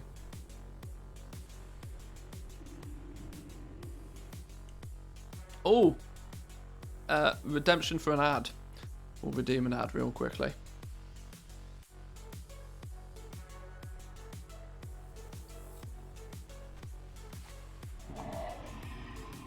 Shouldn't they both go up or both go down? Why are they doing the opposite? Mainly because people can only be in one place at a time. Can I help? That people are either farming in Bastion. Sorry, people are either farming in Ardenweld or they're farming in Revendreth. They can't really do both. They have to choose.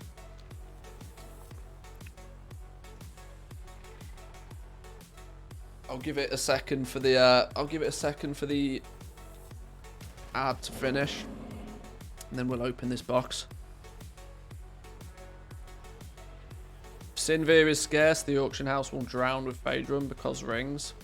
Well, that's it, because people need both Sinvir and Phaedrum. They need both materials. So if people can't adequately get both to prospect, but they can get lots of one, yeah, I can't easily describe it, but it is true, yes, that there is a symbiotic relationship between the two materials. Anyway, let's open this box. What are we going to get? We are going to get one of these two things. The Malfunctioning Goliath Gauntlet, wherever the hell that is, or Mark of Purity. We are going to get one. All the things is going to beep, and it's going to be a good day. Mark of Purity. Add this toy to your toy box. Identify yourself as one of Bastion's chosen, earning the right to speak to an image of Vesiphone. Waterphone? Paragon of Purity at the Precipice of Death. Replaces your spirit healer for 7 days. What the hell? Okay. Odd. Sure. What does it... What, I read it and I still don't understand what it does.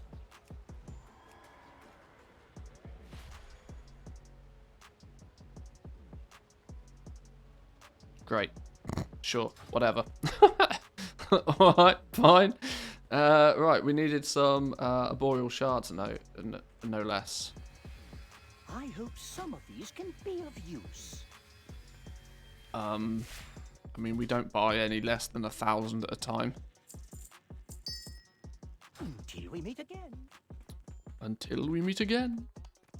Right, what did we need for that restock then? We should be pretty good on a bunch of this stuff, right? We need to make 22 Vestige of Origins. We've already got 7. So let's get everything we need to make the Vestige of Origins first. Corthite crystals times lots. Do we have Corthite crystals? We have Corthite crystals times some. Send those over then. Corthite crystals times some. What else do we need? Ooh, selling stuff. We need... Oh, what's happening to my screen? Why is it flickering? Did you guys see that flicker? Or is it just my end? Are we dropping frames? No, we're good. We're not effed. Huh. Wait, just my end then. Desolate leather times a bunch. We need some enchanted heavy callous hide. Well, let's get making some of that then. In the meantime. Only 88. Why only 88? What are we missing? We're missing heavy callous hide. That's a lie. I've got heavy callous hide coming out of my ears. Let's get a bunch of that turned into enchanted. Send that back.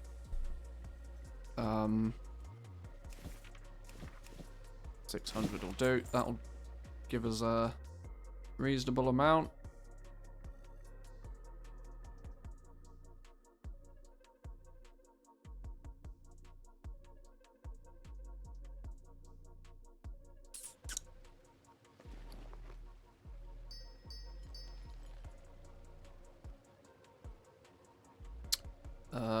Still need more Corthite crystals. 267 more Corthite crystals.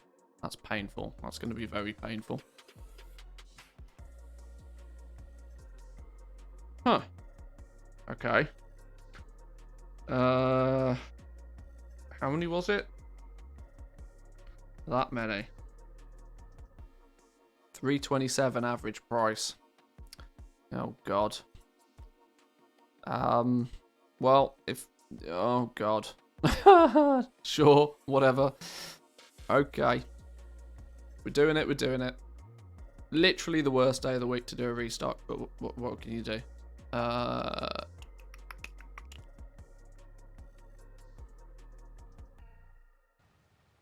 Oh, it was 267. Oh, goddamn. I need even more.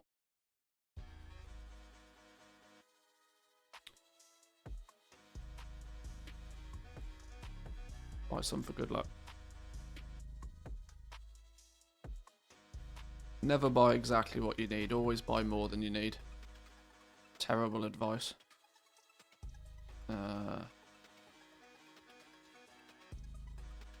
Would you consider buying them all just to prevent other crafters? Of course, that's assuming everybody's stock is down to 0.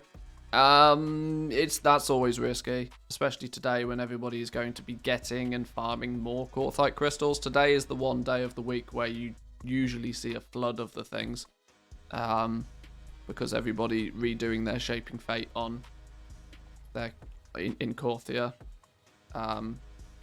So you can, but it's hella risky.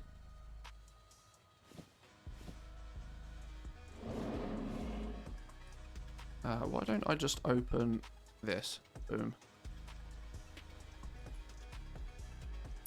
Desolate leather, heavy desolate leather, pallid bones, of course. All the usual candidates. Desolate leather, we've got a bunch. Heavy desolate leather, we've got a bunch. Oh, what we don't have is inventory space. There's the surprise. Can we just craft a few things real quick then? Vestige of Origins. What are we missing? Pallid bones.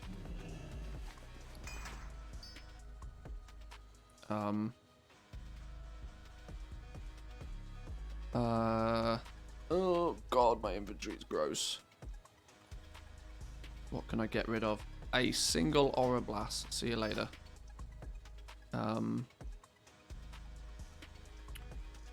God, I hate the limiting amount of inventory space we have nowadays.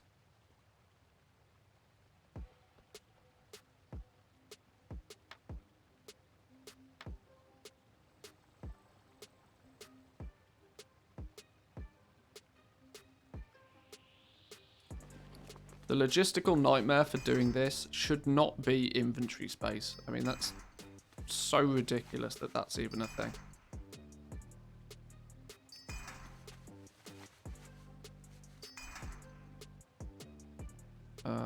More pallid bones. Have anything ancient to trade? Needs to be at Get least your 2 stupid long boy centuries out of the old. way. Oh. No more pallid bones. That's odd. That's odd. You know why that's odd? Because we have pallid bones on the auction house. Yes, we do.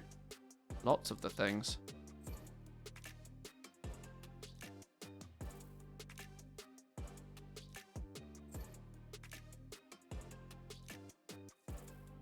What's going on here?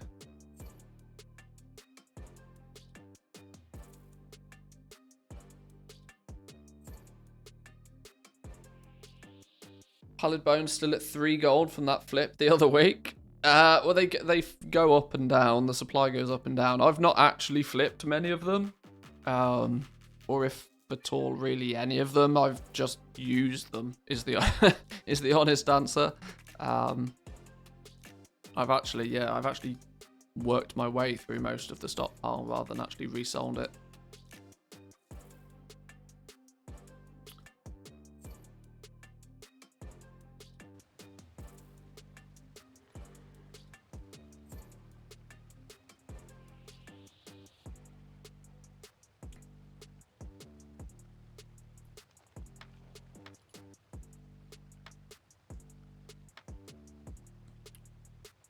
Make some more of those vestiges then.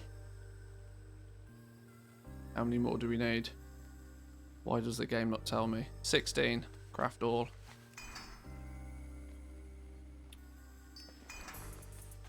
We're still missing. What are we still going to be missing now? Probably heavy desolate leather again now.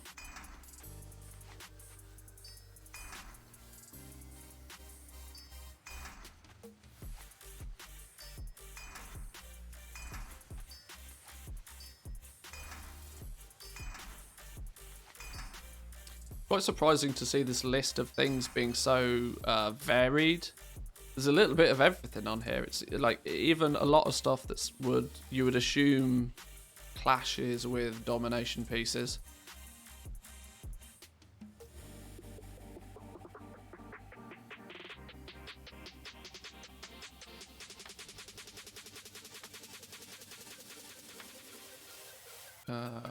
Still need 600 more pallid bones. 246.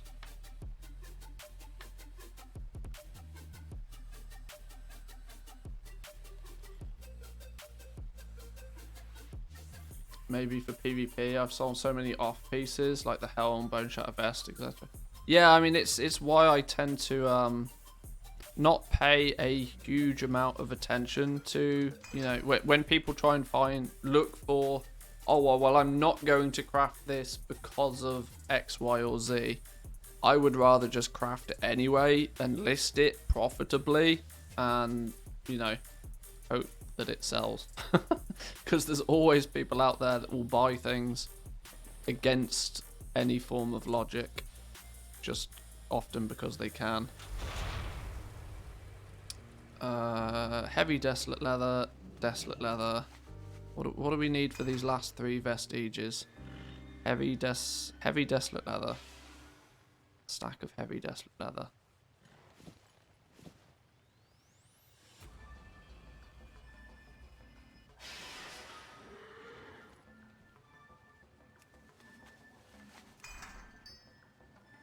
Maybe the extra cinders allowed people to make niche Legos for PvP, old world farming. Yeah, I don't dedicate too much brain power to trying to work it out, if I'm honest. People will do what people want to do. I'm not going to stop them.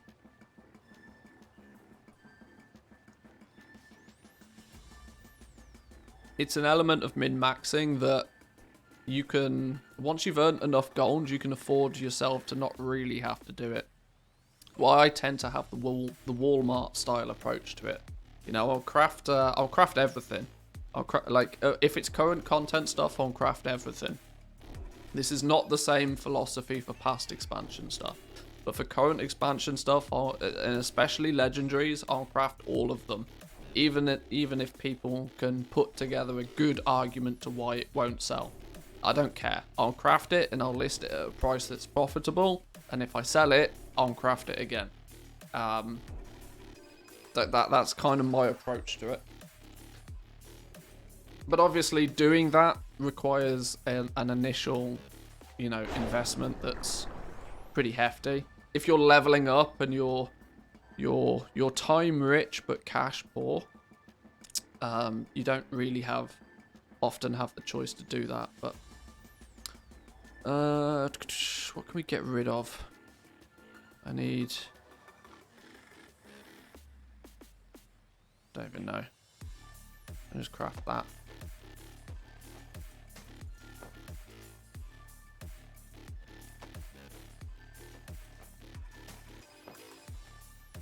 Now my inventory's full. Great. I crafted 2 pieces and my inventory's full. Oh, this is gross. Groups. Mail off. A few things. What did it send? Oh, it just sent all the meat away. Oh, well, that's fair. That makes sense.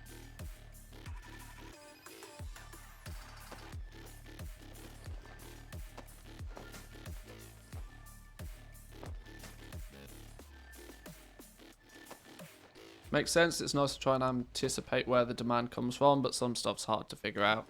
Yeah. It's like I said. It's not that I don't do it, but I don't let it heavily incentivize my decision to either craft or not craft something. Is probably how I should actually explain it. As I do agree that yes, knowing why somebody buys something is a key part of goal making, especially in markets that you don't know a lot about already.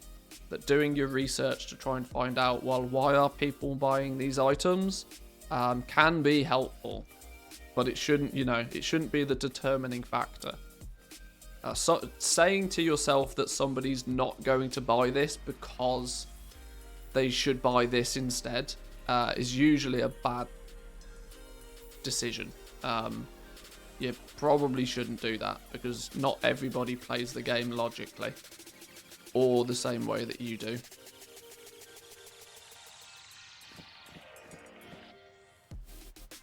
We need more desolate leather. We've got a bunch of that. And now we've got no inventory space again. Ugh.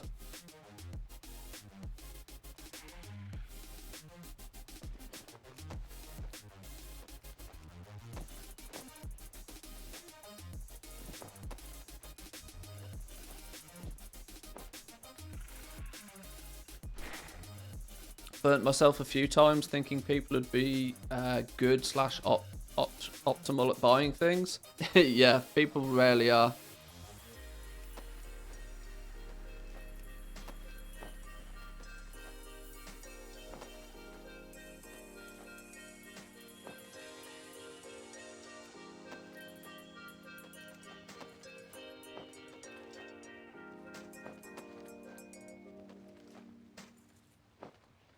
Luckily, we seem to be burning through materials just as fast as giving us at least some inventory space. What do we still need though? What does this seem to claim that we still need? Desolate leather, enchanted heavy callous hide, which should have been made by now. Boom, bingo. that sent over. Hello.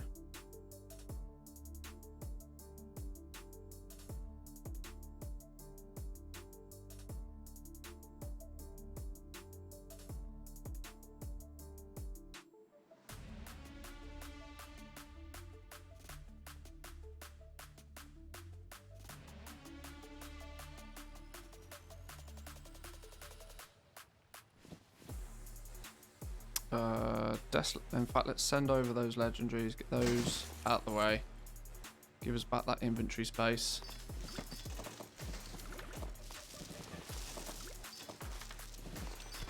Just do a quick 10-minute restock, he says, an hour later. Sorry, I do this every stream.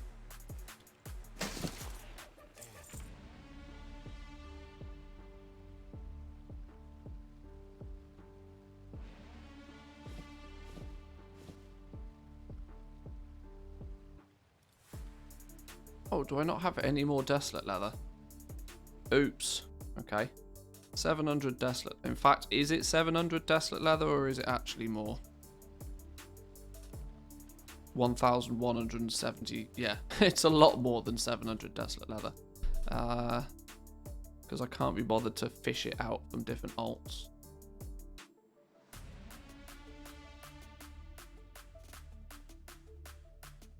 We never buy less than 2,400 desolate leather in a go anyway. That's an entire mail worth of material.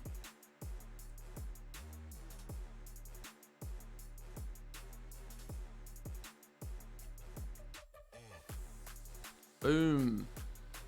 Now we should be able to finish the restock.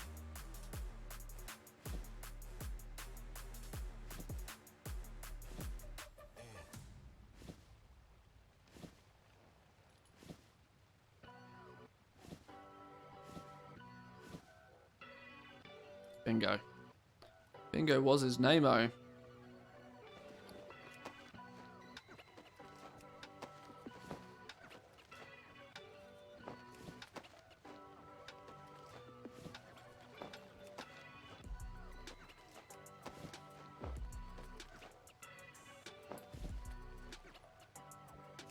Quite glad actually we managed to get a restock on this without having to buy a huge amount of stuff. The advantage we had here was that we already had the heavy callous hide.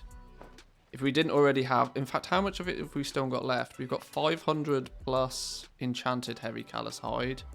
How much regular stuff have we still got? Oh, we've still got over 3,000 heavy callous hide. Oh boy, we paid a pretty penny for that as well. Oh, I'm doubly glad that we did this then, because it's burning through some of our expensive heavy callous hide. We need to turn around that inventory. Otherwise it'll bite us in the ass when the prices tank. Which we do not want.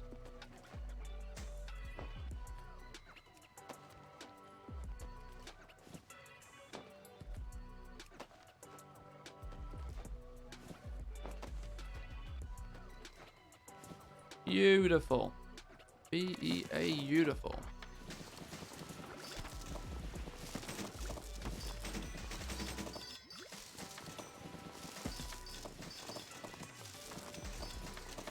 Come on, it's sorting an inventory. There we go. Groups. Send. Awesome. Get that listed.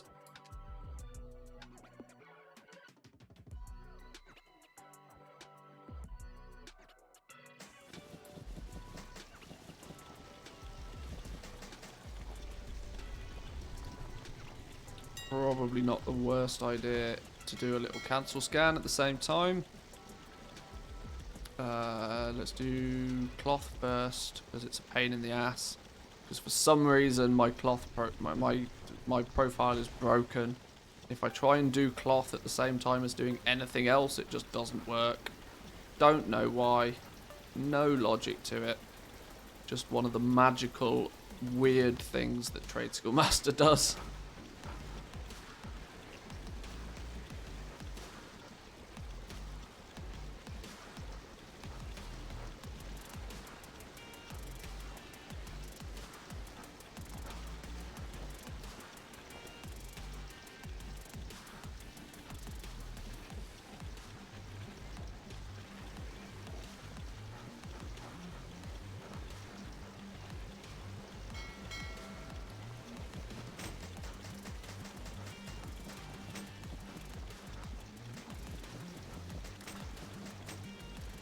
that lot back on the AH. Throw it straight back up.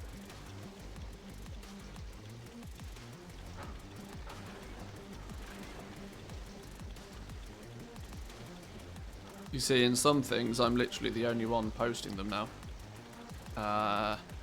249 Umberhide Waistguard, I'm the only one selling them.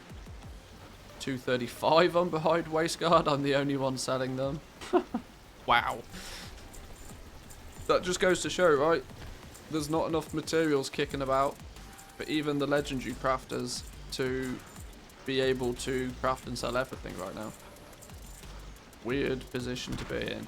Real weird position. But looking at LST real quick. Oh, it's beautiful. Look at Umberhide and Bone Shatter. Fully stocked. Fully stocked. Mmm, juicy.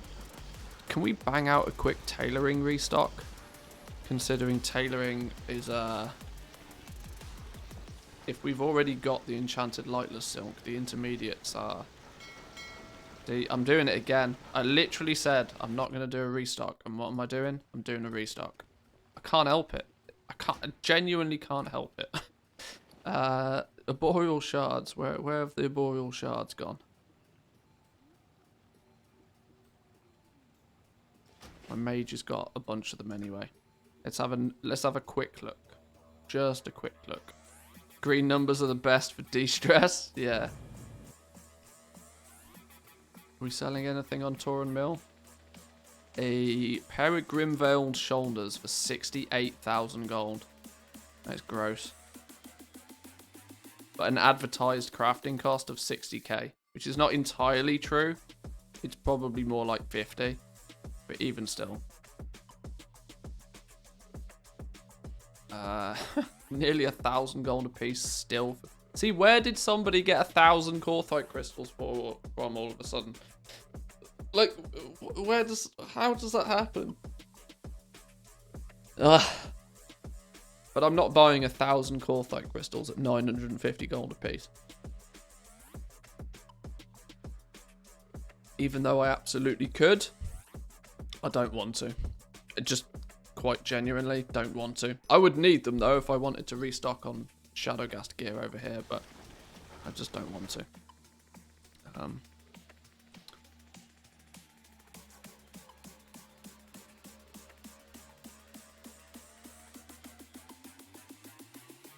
For tailoring, I weirdly might only look at restocking rank 6s. That's if I do a restock just on rank 6, yeah, there's lots of rank 6s we just don't have. Which is a lie, because we kind of... we still need a bunch more enchanted lightless silk. It says we've got 1,000 of it, though. Have we got some of this in bags or something somewhere? I think TSM's lying to us. We've got regular... We've not got enchanted, though. Oh, there is 161 Corthite crystals, though. Yoink. Oh, there is 180 of it. Double yoink. And more Corthite crystals. All the yoinks. And a boreal shot. What's going on? Why have I got all these random materials in my bag? Alright, fine. Alright, we will do this then. We'll smash this out real quick. 640 Corthite crystals is what we actually need to complete this, though. That's probably going to be our issue. We do not have 600. Okay, maybe we don't then. This is such a weird position to be in. Like, such a weird position to be in. That a server just doesn't have Corthite crystals. I mean, what do you do?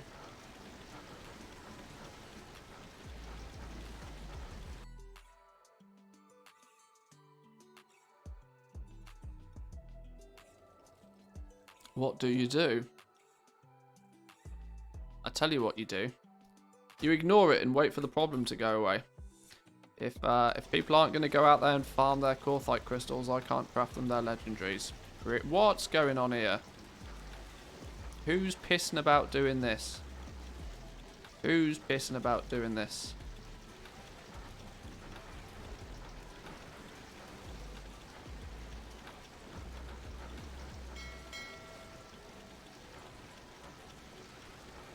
Sacred shards. Who's doing this? Now it doesn't show.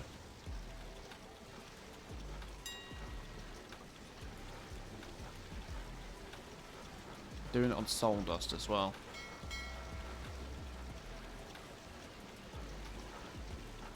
Come on, buy me from Arkandoon. You a dick.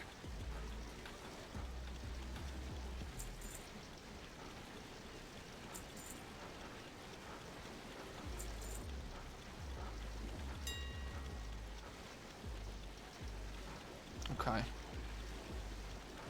Go farm. Yeah, no. Although I will go farm. I will go farm, just not on this realm. With that said then, we'll peace out of that one. We'll peace out of that one. And we'll head over to Draenor. Got one with the exact same name on my realm. Yeah, it's somebody that that person has quite an operation on the go.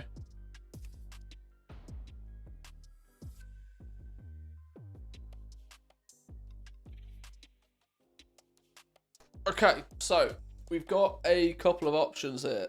Either we start looking at getting these characters in a position to do some crafting, namely getting the professions in place. So we're going to want jewel crafting and blacksmithing on one character. We're going to want tailoring and leatherworking on another.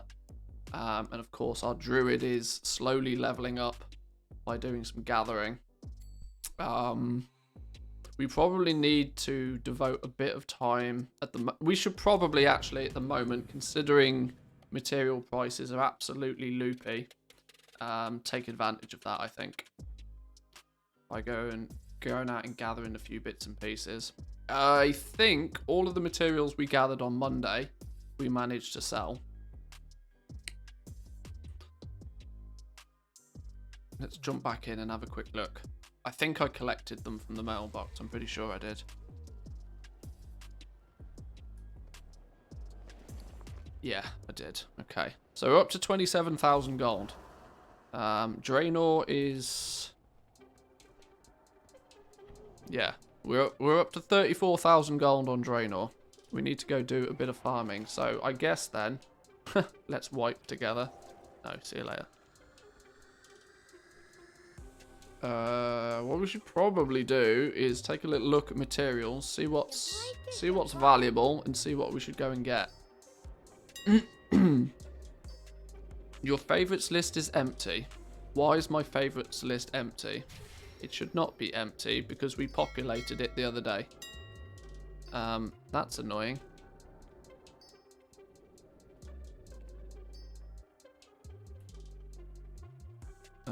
Herbs.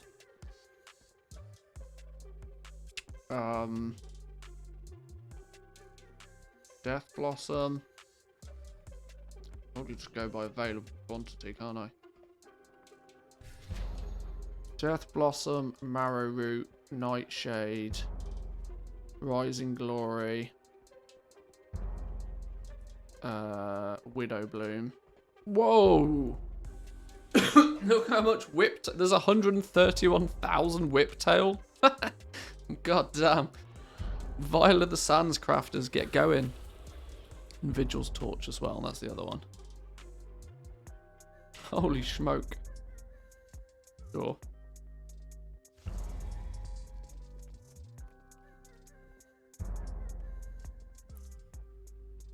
Let's go... What's metal and stone? So we need... What do we need to keep our eyes on?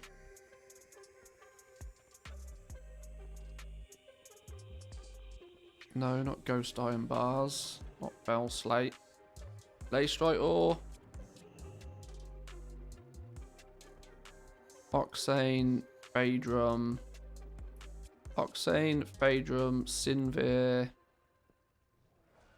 Oxane, Phaedrum, Sinvir, and... Oh, Elithium I went past. That's a good point. Elithium. Oxane, Phaedrum, Sinvir, Solanum. Always the one I forget. There we go. How many Peace Bloom?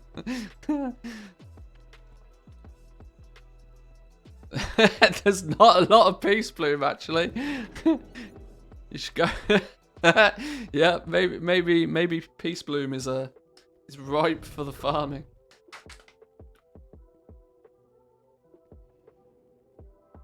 There's a gap in the market. Anyway, okay. That aside. So, at quick glance, Sinvir or Marrow Root, or if we can do a double combo wombo, Widow Bloom and Sinvir is going to return the best gold per hour, I would imagine. Pretty simply. Although looking at it, oh no, Oxane ore is just too cheap. I was going to say, well, Draxus is not far behind, but it actually is. Yeah, 3 gold less here, but then considerably less here. So yeah, we're back in Revendreth by the looks of things. Revendreth is the place to be. So let's get our ass over to Revendreth. I'm interested, actually. I've not tested Zygor's roots for these materials. I'm interested to see if Zygor has any roots for these. Hello, game. Do you want to, okay. Gathering. Sinvir ore in Revendreth. What's the route that it suggests for this? Does it have a... Probably not. Load guide. Go.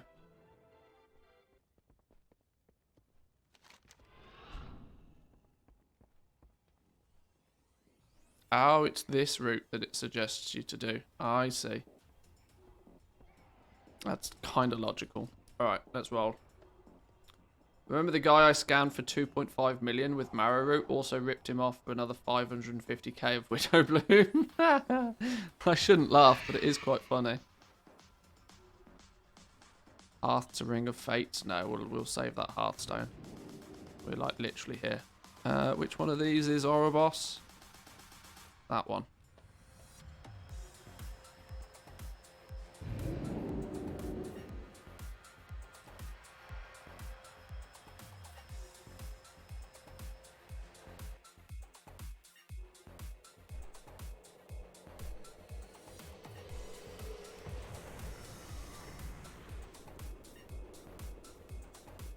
Hey, I mean, if some people are going to continuously choose to post their stuff at ridiculously cheap prices, then you know,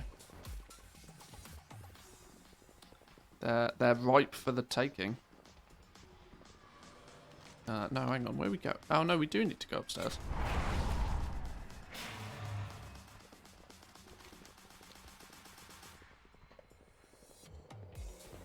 What do you seek? What do you seek? Gold! Gold, bitches.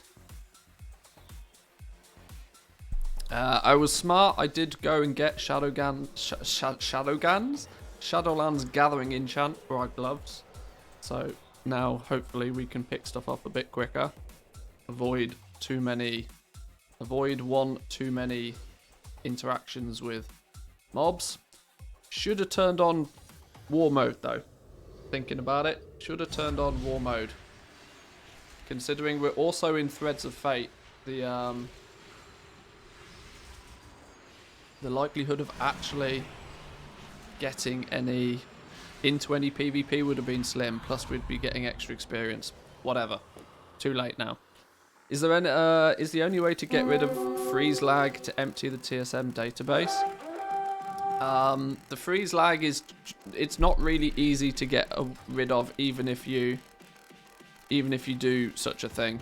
Mainly because half of the reason for the freeze lag is actually it rescanning your inventory all the time, because TSM does that. Yeah, there's TLDRs. There's no real way to get rid of it completely.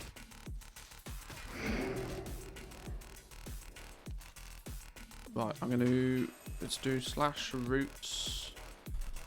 Let's hide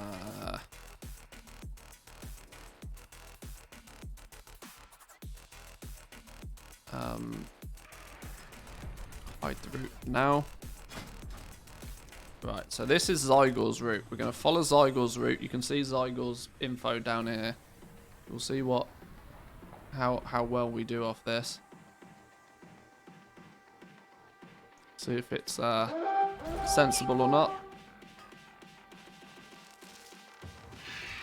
Especially now that we've got our both herbing and mining up to max now, so it's more of a fair test than it was last time we did this. We can zip about. Oh, Elithium straight off the bat. Love it.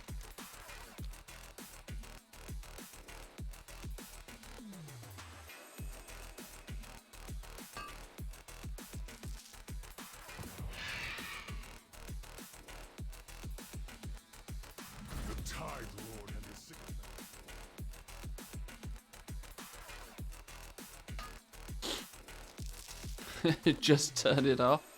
What, just turn TSM off? Best way to get rid of it? Yeah, just turn it off. You can mine these things? Ah, apparently you can. And you mine them at the same speed as you skin things. It's odd. Sure.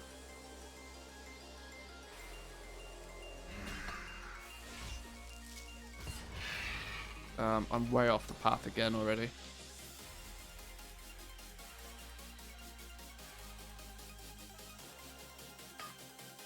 Good morning to all you beautiful goblins. Hope everybody is doing well today. Not too bad, thank you. Thank you. Not too bad at all. We are working on taking over Draenor. Multi-realm expansion was my goal for this expansion. And we are now working on our third realm, being Draenor. So apologies to anybody that also plays on Draenor. You have more competition. But it's a big enough realm. There's room for many over here.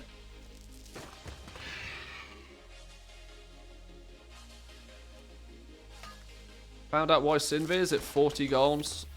Some guy in some other Twitch chat is the guy who flipped all of my Sinve. He has 2 guild banks full of it. I see.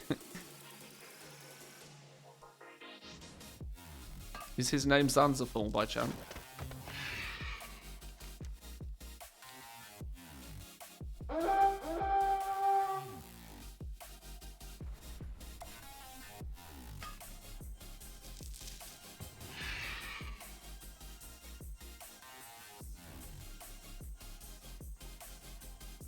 Land on the stupid rock. There we go.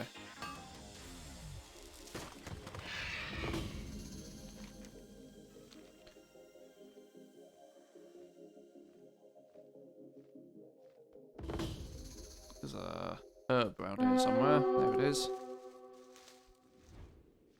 Oh, what is this? Don't know. Can we get here without having to kill that thing? No, apparently not. It's only a lay strike node, I don't care. I'm going to start fighting things over a lay strike node. Good to hang out in these gold making streams, you learn a thing. Yeah, knowing who has huge stockpiles of materials can be a huge advantage.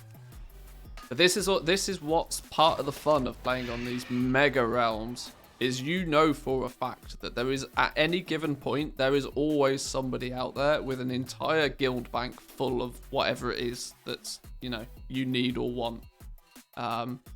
Just purely based on how many people play on these realms, and just if you think about it, on a realm such as Draenor or Kazakh, at any given point, what is going on here? At any given point, there has got to be 100, 200 people out farming. At any given point, 24 hours of the day. There's just that many people playing on these realms that it's inevitable that that is a thing. So yeah, even when the auction house does weird things, you know that there's a strong chance that there's still plenty of that material about.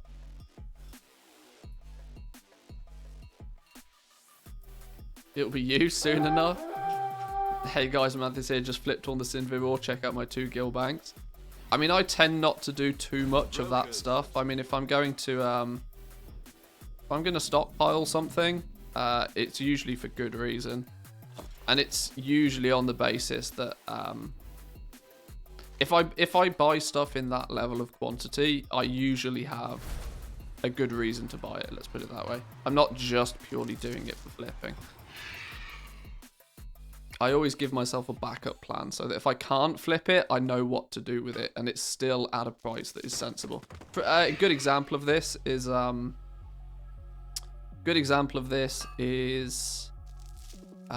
brain think. What's a good example of this? Phaedra Ore. We bought a whole bunch of Phaedra Ore for about 8 gold a piece not so long ago, before the patch launched, which was pretty sizable risk at the time, considering it was blatantly obvious it was being botted. But I knew full well that Phaedra Ore prospecting into Essence of Rebirth, and I know obviously the demand for the rings, I foresaw that that would probably be, you know, a get out of jail free card, even if I couldn't then resell the Phaedra Ore. So, you know, always give yourself the get out of jail free card when you do things like that.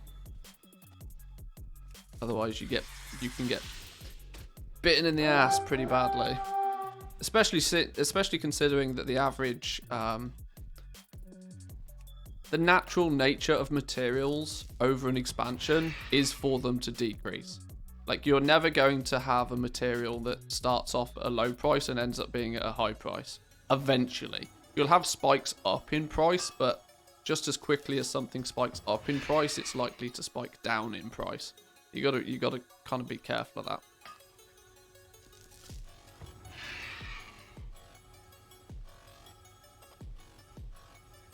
Where's the thing I'm trying to get? It's here.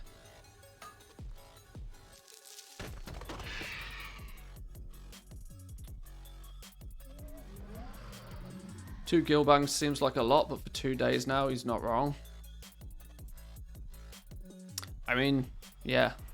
If you can make it, you know, make it appear as if there's a... But exactly what I'm doing now goes to prove a point, though, right?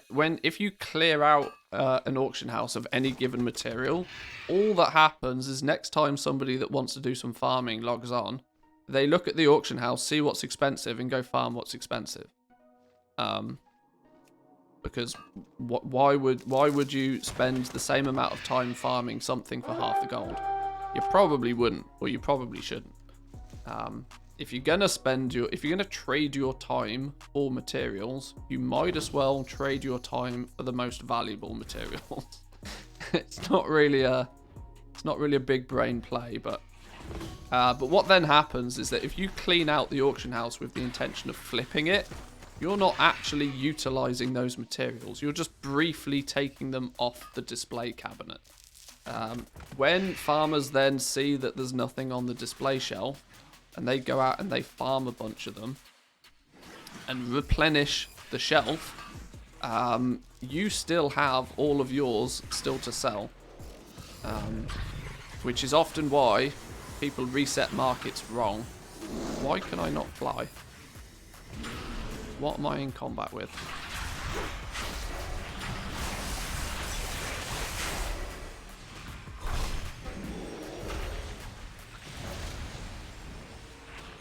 And more importantly, why are these things not dying? Why am I slapping these things about and nothing's happening? Oh, there we go. It's odd. Can we go now? Thank you. Have you seen the Moorwalker? Speak now, or I bleed you dry.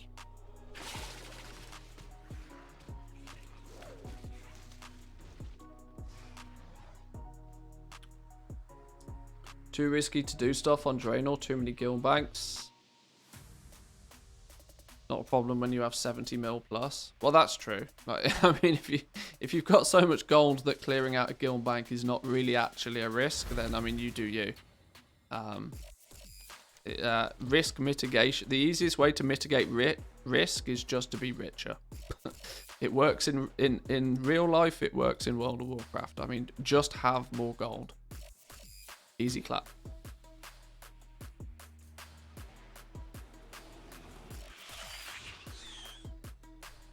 I'm not going to stand there killing things for a lay strike ore.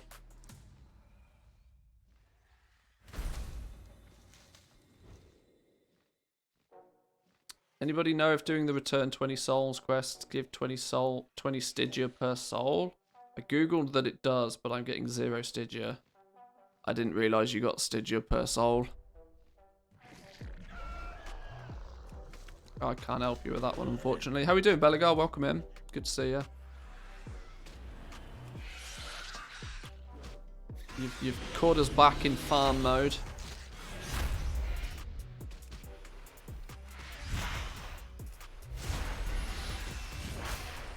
No way, I used to watch your gold videos from years ago. Can't believe you're still playing WoW. Thought you'd quit YouTube streaming. Oh, if you're one of the real OGs, then I kind of did. But we've since Shadowlands is launched, we're back at it. But welcome back.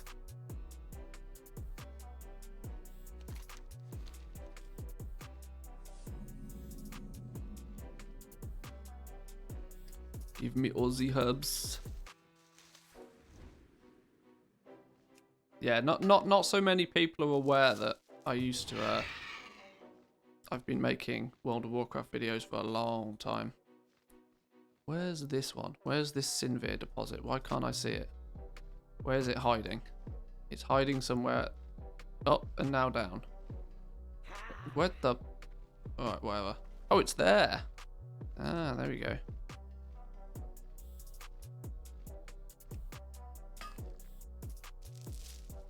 Farming?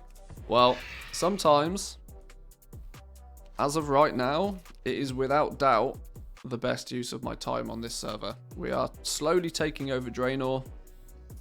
And you have to start somewhere. Now, until I'm at least somewhat wealthy, farming is actually, as gross as it sounds, the best use of my time. Until I can start crafting at a reasonable scale, we're going to do a bit of farming. Especially since Sinvir ore is like 40 gold a piece right now. It's a bit broken.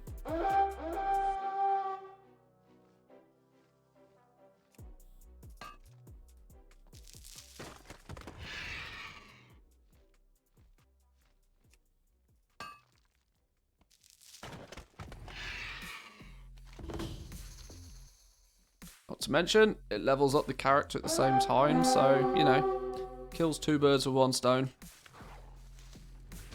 If I was being really smart about it, I'd probably use these materials to help level up my professions as well, but in a weird way, the zone-specific materials, you don't really need them a lot for leveling your professions, even, I mean, you need them a little bit for blacksmithing, but not for much else.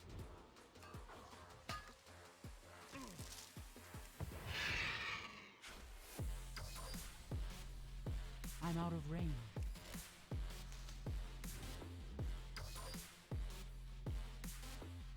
Who stole the node? It was there a second ago, now it's gone. Fine. I tell you what, this route's not half bad, you know. I gotta give it to Zygor. Normally its farming routes are actual trash. But this one's not too bad. I probably, if I was sensible, would have thrown up Loot Appraiser rather than just tracking it through Zygor itself, but with the amount of materials we're getting in such a speedy time and not seeing much competition, the route we were using, the Worth It route, this little one over here, when we were doing that the other day, I saw a lot of other people farming. Whereas this is pretty chill. And there's certainly plenty of stuff to pick up.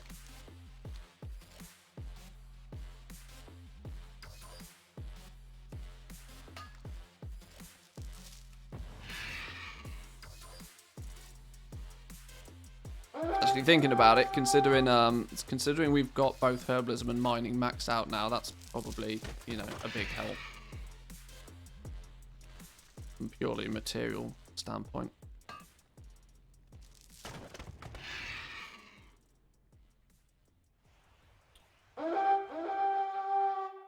A chest.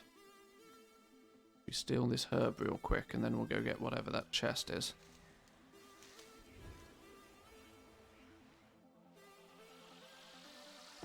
Doing a tour of the rares. I need to do a bunch of that. I need to do a bunch of that on my main character because I still need the achievement for what's it called? The for the new heirloom that's been added for the flight points, Shadowland flight points heirloom. Kind of annoying that you need an achievement for it, but sure.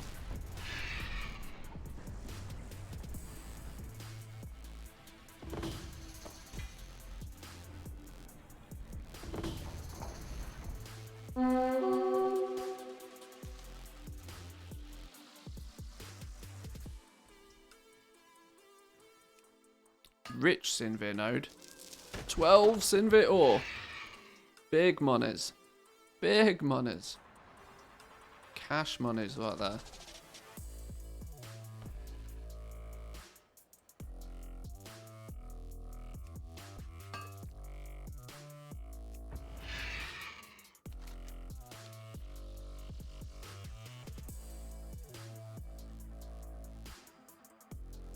Who stole the herb? He was there a second ago. Yeah, phasing is really annoying though. I tell you what, it's I know it's still technically a thing, so don't shoot me, but multi-boxing in Shadowlands would be gross. There is so much phasing even in the zones themselves. I'm glad it's I'm glad I'm not heavily incentivized to multi-box because of its efficiency, if I'm going to be honest. Annoying because I kind of enjoyed multi-boxing, but you know, can't win everything. In a weird way, I probably wouldn't actually I can probably make considerably more gold with legendaries than I could even with like an 8-box multi-box team anyway. Legendaries are that broken.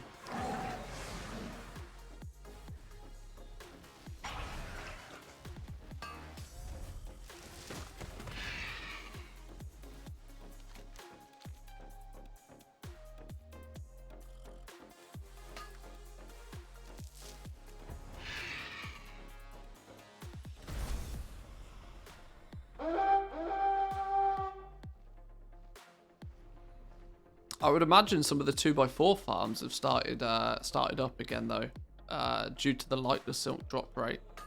I would have guessed. I don't know how Lightless Silk is doing region wide though.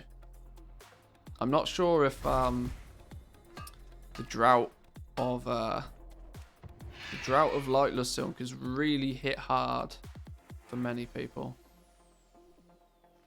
I still to this day can't believe that Blizzard decided that yeah, 400 is a sensible number. This druid is clearly following the same path as me.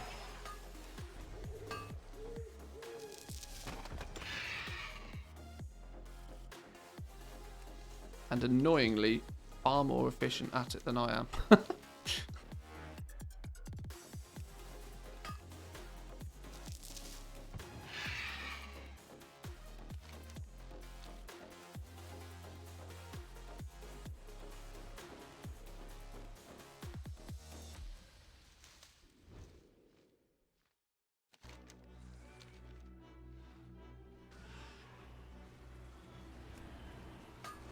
I should should have thrown a timer up for this, you know. Although my internal timer for farming will probably run out before an actual timer. Where's the herb?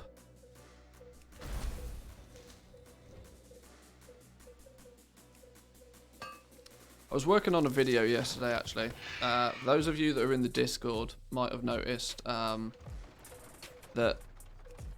there's a video I'm working on that is based around the concept of price anchoring. And I was hoping that some people might have used it in WoW, used the sales concept in WoW to their advantage. But unsurprisingly, I also, you know, came across people that didn't know what it was.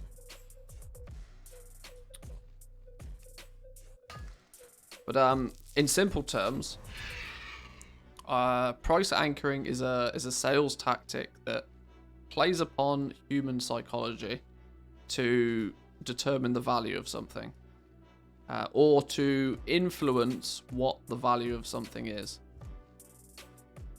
And this can be really helpful if you understand it in WoW, especially for transmog. If you are in that sort of farming stage, or even if you just, you know, collect transmog as a bit of a hobby, trying or understanding price anchoring can really improve your sale rate for transmog stuff.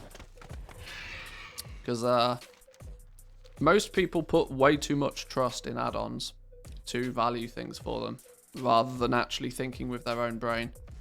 And you can massively take advantage of that. Now, I've not fully worked out exactly how I want to structure the video, but I was kind of collating thoughts and trying to find some examples yesterday. But a good example for price anchoring is if you think about a car showroom. Let's take it outside of WoW for a minute. Take it outside of WoW. Look at something that's not World of Warcraft. It's often easier to explain examples not in WoW terms to begin with. That if you look at a car showroom, if you've ever gone into an actual car showroom, I'm not talking about some, you know, local city dealership. I'm talking about, you know, like a BMW garage, or even more exclusive, like a Lamborghini garage or something along those lines. If you go into a car showroom, the first car you see is likely to be very shiny, very poster worthy, very expensive, and it's put there for a reason. The first car in the showroom is always super shiny, super expensive, you know, the top of the line model. And what it does, and one thing you will also notice, is the price of that car is very blatantly apparent. They don't try and hide the price of that car. They want you to see the price of that car. They want you to see just how expensive that shiny new Lamborghini is. And it's not put there for reasons that most would assume. It's not put there because they expect you to buy it. It's not put there because it's a fantastic deal. It's put there so that you see a really big number. And that's what's important to them. They want you to see a really big number, because that's what creates the anchor. That creates a price in your mind, like a point to which you reference everything by. So if you see the shiniest, most expensive car the second you walk into the showroom, let's say that Lamborghini in the front door, or that Ferrari in the front door, is $250,000.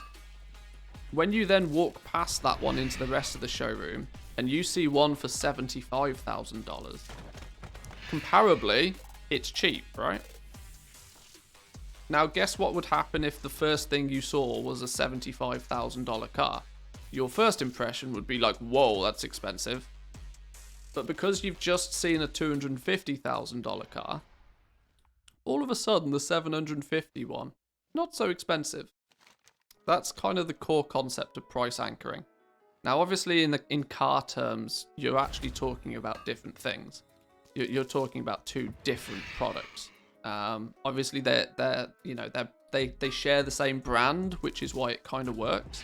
That you could buy a car of this brand for 250,000, or you could buy one for 75, and it makes the one at 75 seem cheaper, even though it's not actually the same thing. But in World of Warcraft terms, you can use this concept to help you sell transmog. Now, it's often advertised as just deep undercutting, but people don't know why deep undercutting works. Price anchoring is the reason deep undercutting works, but being able to harness it and, more importantly, getting TSM to do it for you is quite cool. I figured out a way to do this quite a while ago, and I've been using it to sell off some of my old transmog items. And it basically plays on the fact that the way Trade Schoolmaster works by default is it incentivizes people to post things at higher and higher and higher prices until you get to the point where things snowball out of control. We've all been on the auction house and we've all seen those 250,000 gold grey items for some reason, or like really dumb level transmog items that nobody is ever going to buy for some reason being posted for gold cap on the auction house. This is usually done by accident, and it's usually like Trade Schoolmaster's price spiraling that's causing it to happen. But we can utilize that. We can take the fact that most people using Trade Schoolmaster are going to, over time, if something doesn't sell and there's not a huge amount of competition for that item, they're naturally going to end up posting it for more and more and more and more and more. Now, what we can do is we can set thresholds within Trade Schoolmaster so that if the price goes above a certain price, it then triggers a deep undercut, and it utilizes this price anchoring mentality. The example that I have I can't show you right now because it's on a different account, but I sold a Skullflame shield not too long ago. I think I sold it for, I think it was about 85,000 gold, which most people would look at the Skullflame shield, and if they checked it on their auction house would probably say, wow, that's really cheap, you basically gave it away. But when you look closely at the Skullflame shield, that's actually about the going rate for them. But the way that Trade Schoolmaster has worked is that the average EU price, I think, on something like the Skullflame shield is actually, DB market price is about 400k. But of course, DB market price is only showing you what the item's been listed for. If you also look at the Skullflame shield, it says that it has a sell rate of 0.01. Why? Because nobody wants to buy one at 400k. That's the truth of the matter. Nobody wants one at 400k. But if on your realm, when the price gets a little bit too high, you do a deep undercut and you then post it at 100k, you're then utilizing this price anchoring theory. So somebody will come to the auction house, even if they are not interested in the Skullflame shield for themselves personally, they will then see that there's there's one posted at 400k. There's also then one being posted at 100k. Very quickly, they then think the one being posted at 100k is a cheap deal that maybe they should buy to flip it. So they buy it, and then they buy it and they try and list it on the auction house for 400,000 gold, and they keep trying to sell it for 6 months until they ultimately realize that, they don't sell at 400k. Or if they do, they sell so infrequently it can basically be considered a fluke.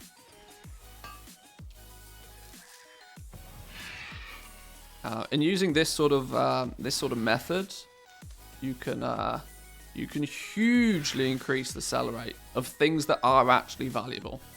But that's the caveat, right? The item itself does actually need to hold some level of value to people in the first place. So it's not going to work as a magical cure for you to get rid of all of the trash that's worth nothing.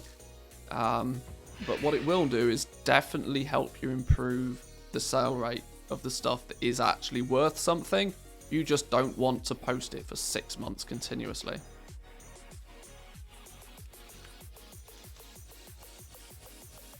I use my own brain to craft my own auction strings, so I don't have to use my brain later on.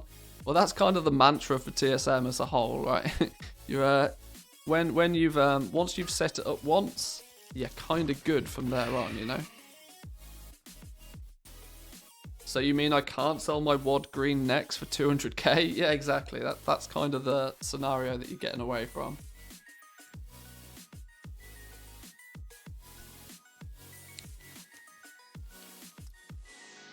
And like I said, I haven't fully worked out exactly how I'm going to structure the video for this, because I also understand it's quite a high level concept for anybody that's not too, you know, sales savvy in the first place to get their head around.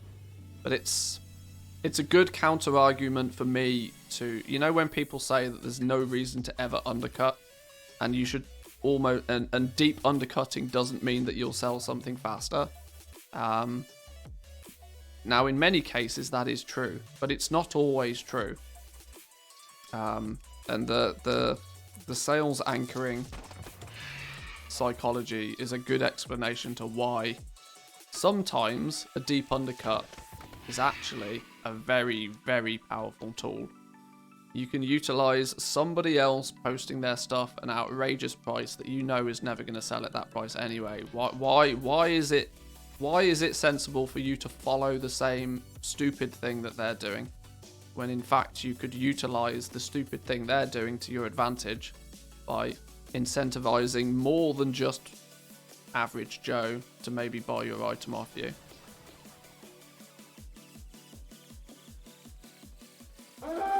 This is the kind of weird stuff I end up thinking about.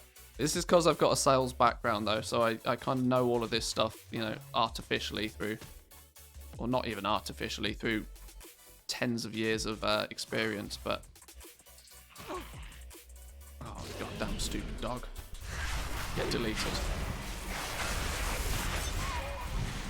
But it's I like to answer the question why. I'm very, very interested a lot of the time in why certain things sell and why something sells and why something doesn't sell. And not always is it, you know, not always can you work it out, but I do like to try. What am I in aggro with? The Tide Lord and Drop aggro, please. Drop aggro, please. There we go. Chats when you're farming are always interesting. It's because I end up talking about something completely random, as it distracts me from, you know, actually the fact that I'm farming, which is against my good nature.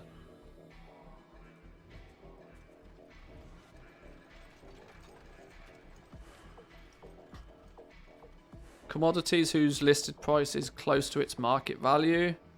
Transmog is the opposite. Listed for 2 to 3 times higher than what they sell for, because people who farm the transmog want to win their lack more than their gold per hour. You could look at it that way, yeah.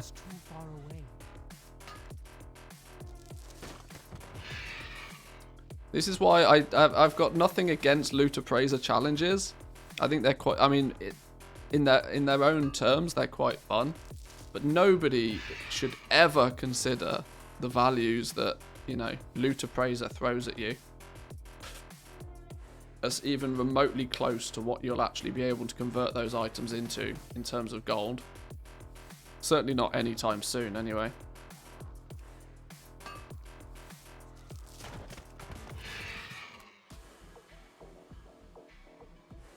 Usually a spike in sales of some of weirds is because of a student or another content creator's video. Especially past expansion materials. Past expansion materials heavily fall into that category. There are some content creators out there that focus more so on farming stuff, and if you subscribe to them and watch them for long enough, you will realize that their content has a pattern, such as, you know, If it's been more than a couple of months since they've made a video about Primal Fire, then they'll make another video about Primal Fire.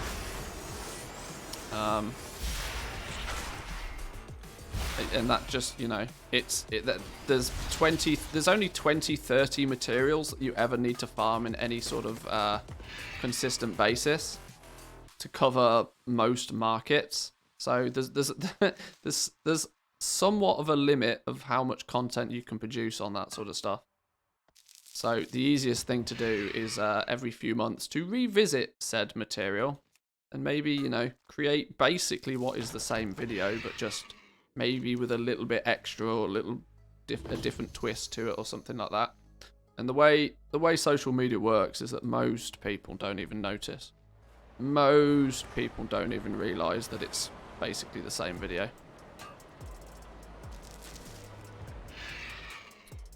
After a few months, it becomes a forgotten farm. You know it.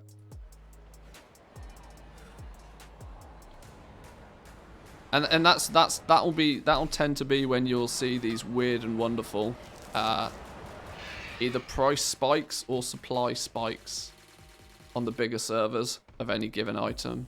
That's all of a sudden out of nowhere, like a few hundred people go and start farming a random old world item.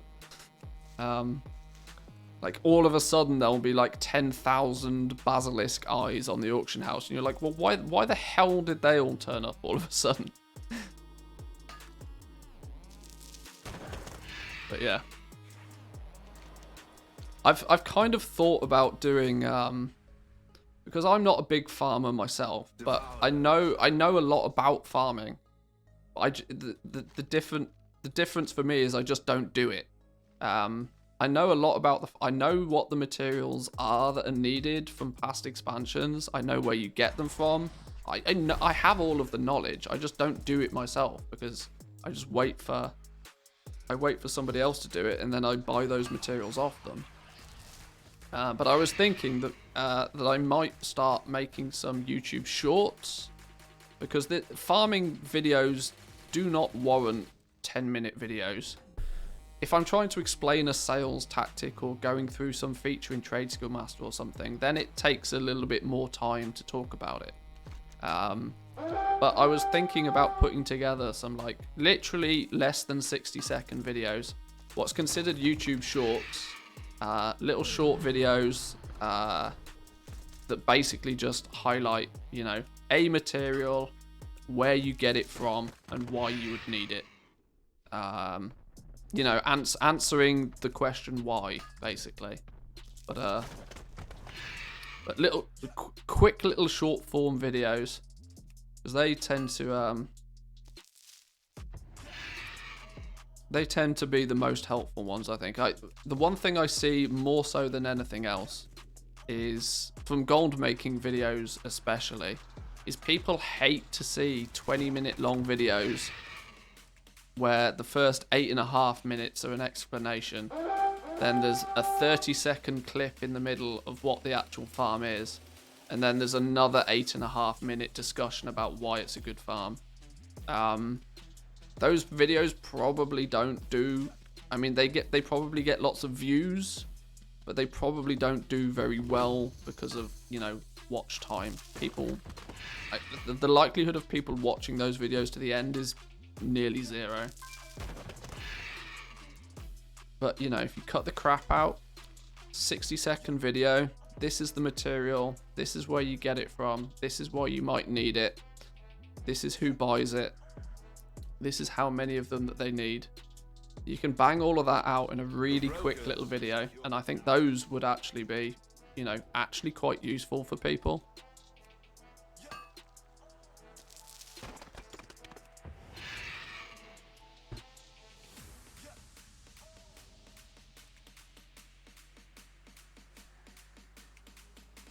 Probably because that streamer's running low on that specific material, put out a video, and then boom, cheap mats. I don't think any one World of Warcraft gold making streamer or content creator has that much draw by themselves But it tends to be that when one of them makes a video about it, then 3 or 4 other people will also make a video about it, and it just becomes, you know, a general topic of discussion.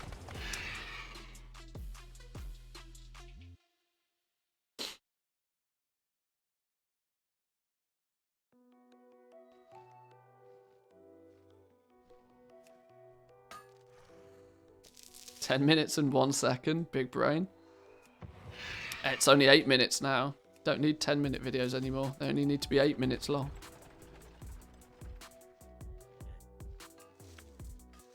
"8 minutes and 1 second.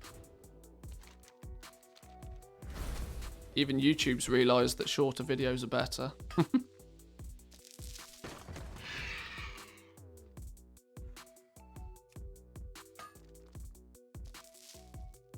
Well, I'm glad to see your stream and others like it, which actually show real goal making.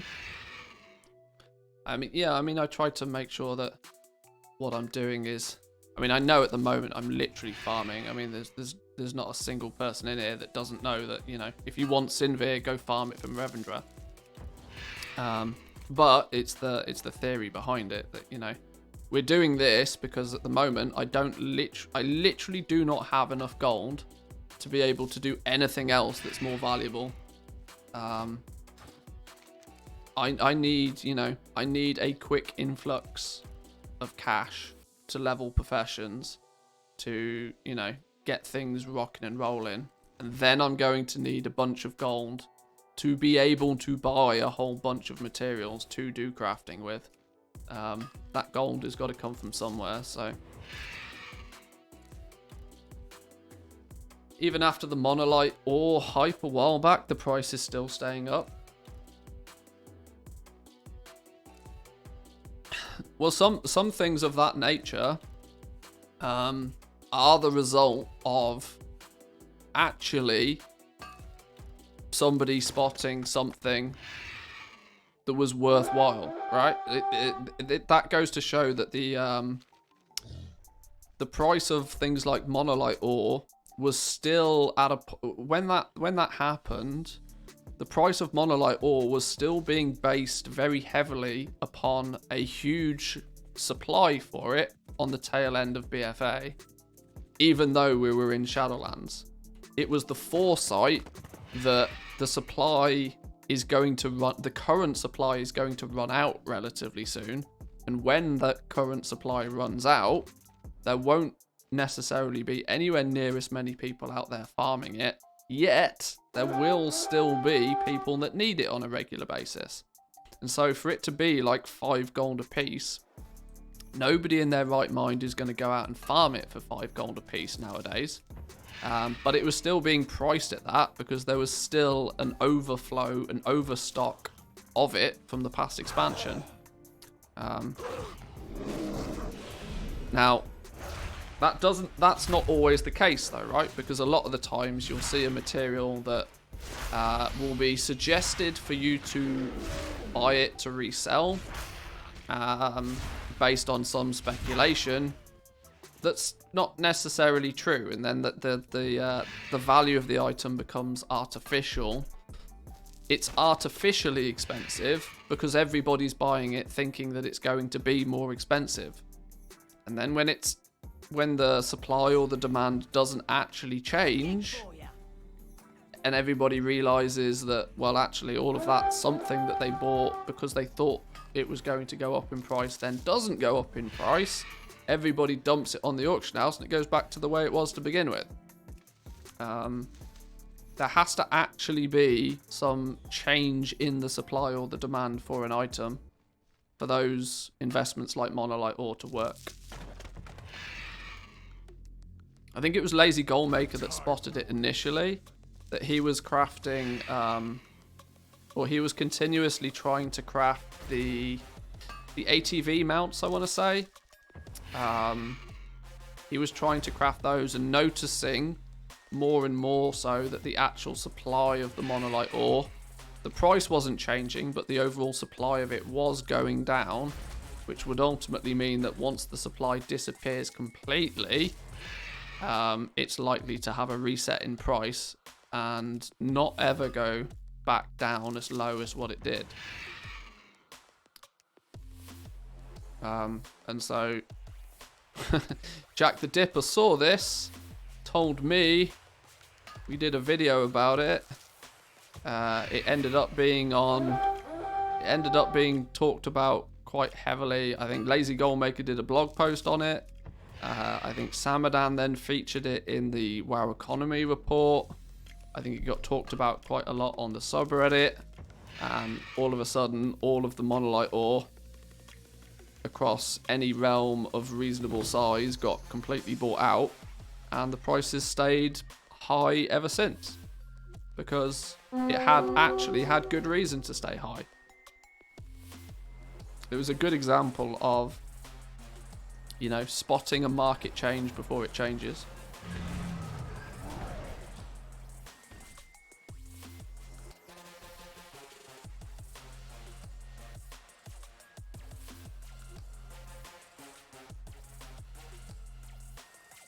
People like me keep buying it when it's under 12 gold and relisting at 22. Yeah, knowing full well that there's not that many people that are farming it.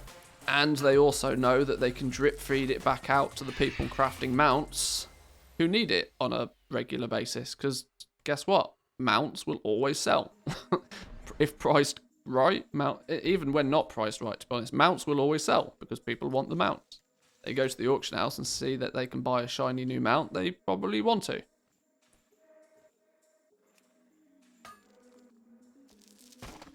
Damn, I love modern WoW professions. I maxed out leveling jewel crafting 1 to 100 in about 14 minutes. Yeah, I know, it's gross. Off coming out of a 200-300 hour play session of New World to then revisit it. I'm going to be very soon doing exactly the same. I'm going to need to re-level up tailoring, blacksmithing, leatherworking, and jewel crafting, and enchanting. So there's 5 professions I'm going to need to level up on Draenor. And I imagine it's going to take me about 10 minutes per profession. It's really gross. Because you can just buy the materials, stand at a trainer, and just press a few buttons. Pretty poor from a design standing. And the worst thing is you can do all of that at level 48. You don't even need to be level 60 to do it. You literally don't even need to be high enough level to do Shadowlands content, to max out Shadowlands professions. It's yeah. Now I have no idea which way I was going around this path. Oops. Whatever.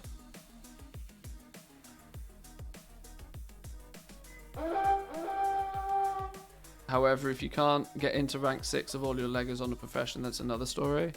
Well, yeah, I mean, it's like, it's two opposite ends, right? You can level the profession to max in about 3 minutes flat. But then, God forbid, you want to unlock rank 6 legendaries, that's going to take you weeks. And the annoying thing is I wouldn't mind it taking weeks to do it if it was worthwhile. But the problem is any rank 1, 2, or 3 that you craft on your way up to being able to craft rank 6s is borderline, put it in the bin worthy.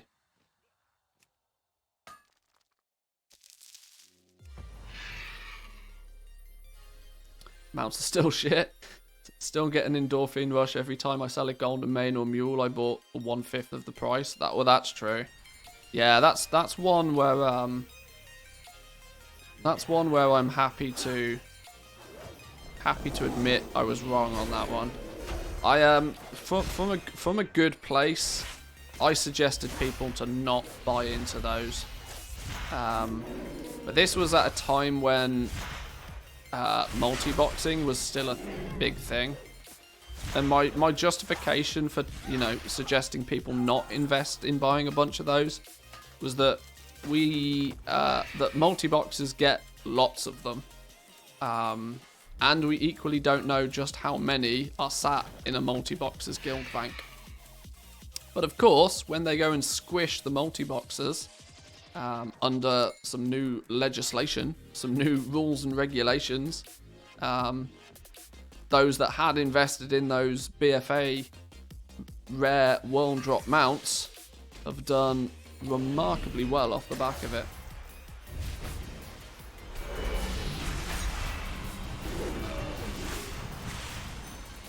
But additionally, I mean, the saving grace is that you'd have needed a lot of gold to, you know, invest into them. Even at the end of BFA, like, you could have still been paying 50, 60, 70, 80, 100k a piece for some of those mounts. Now, yeah, it's lovely that you can now sell them for 4, 5, 600,000 gold a piece.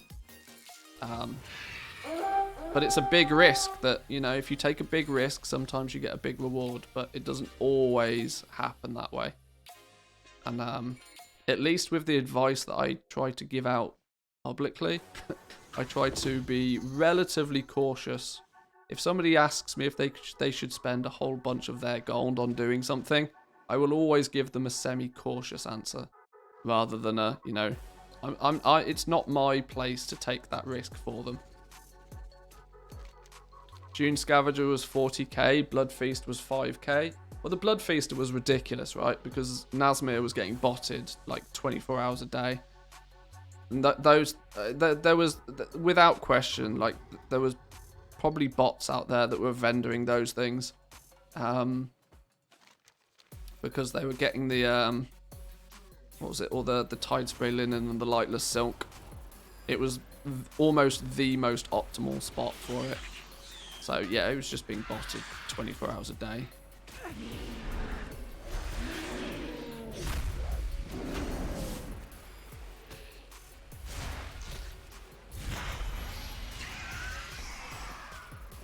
Lightless Silk in BFA? Ah, you know what I mean, Deep Sea Satin. Too many words. Not enough brain power.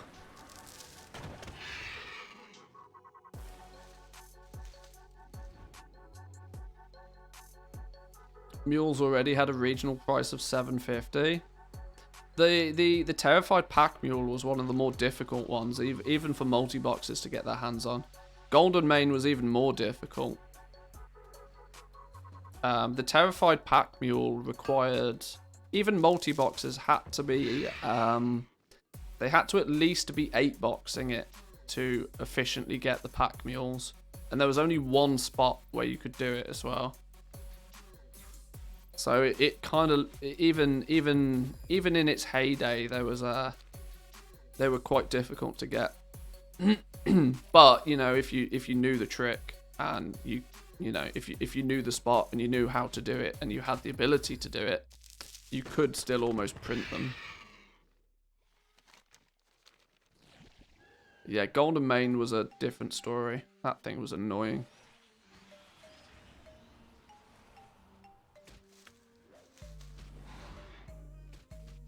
And probably still is. Where the hell is that ore then? Oh, it's here.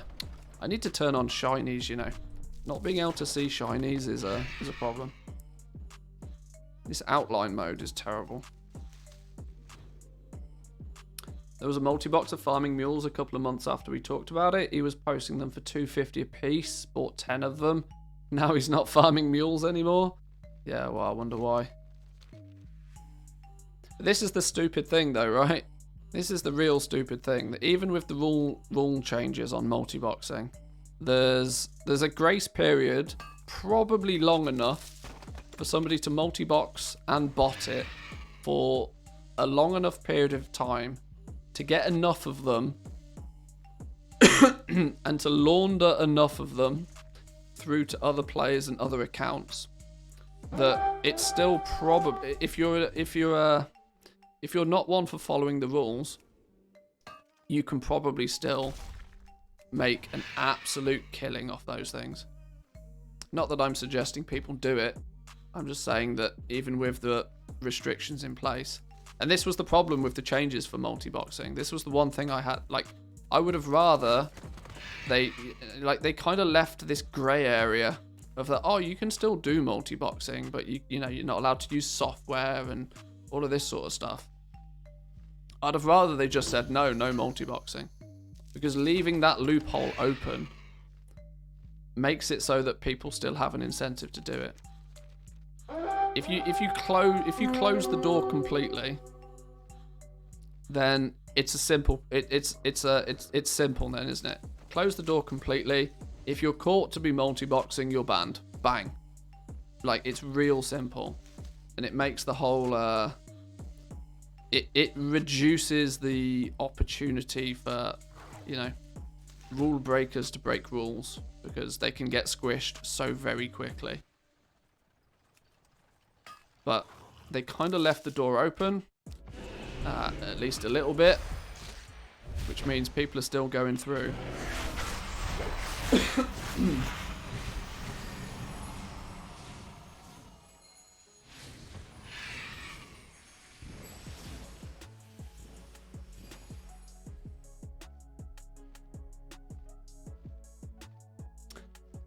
This song was stuck in my head all day yesterday.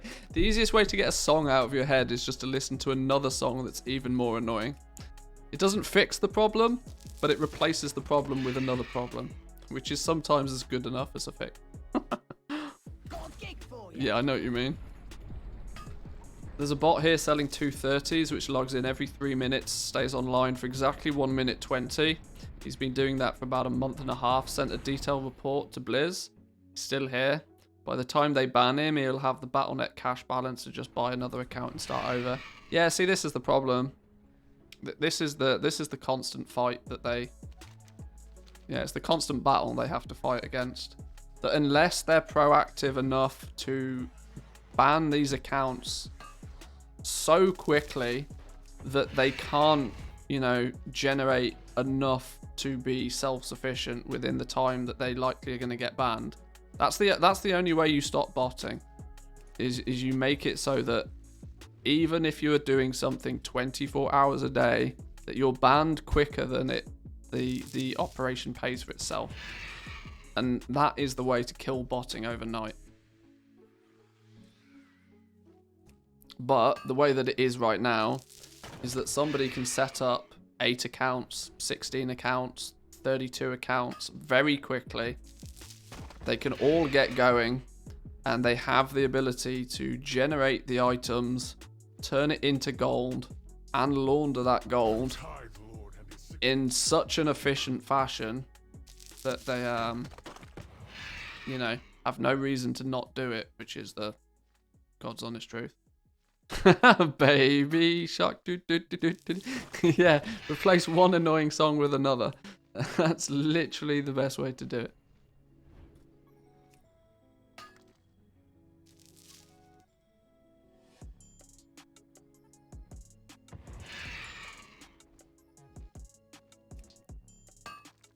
Would that include running 2 accounts to level? A few world first raiders would get caught up in that. Like I said, they just like clarity. Clarity is what's needed. If you're going to change the rules on something, there needs to be clarity about the rules. Any ambiguity, any, you know, any fluffiness, any grey area, if you leave those things in place, then it's your own fault when they get abused.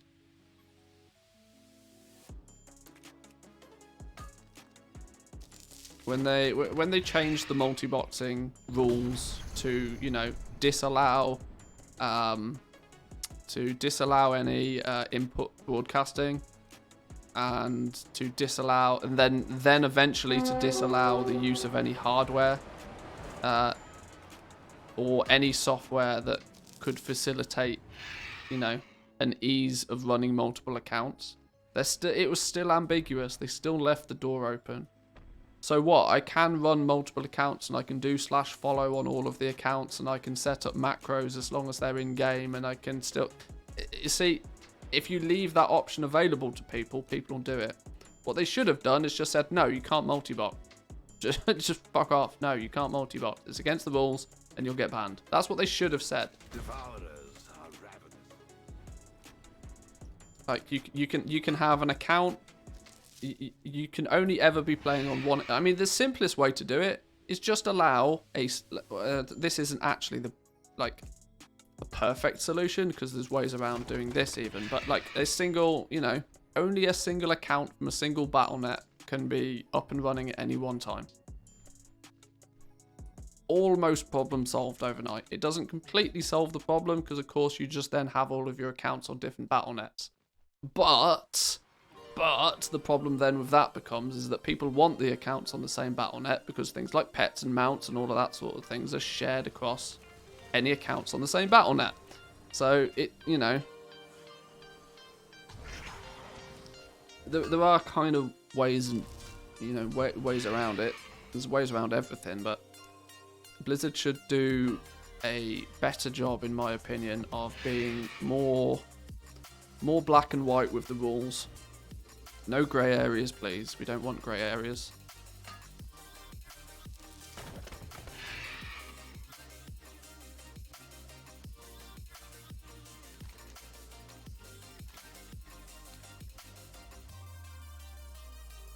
He's on at least 18 hours a day doing that, exactly the same time between actions. It's a blatant bot. There should be stupid AI banning those kind of bots. Yeah, it does blow my mind that even the fact that that there's no tracking. If they're supposedly, you know, tracking the use of input broadcasting software, surely doing the same action, you know, at a predetermined interval, like within a millisecond, you know, response difference, surely that should, you know, red flag somewhere. Like an intern with, you know, 3 days Python coding experience could probably write a program to detect that. It's like, it's crazy.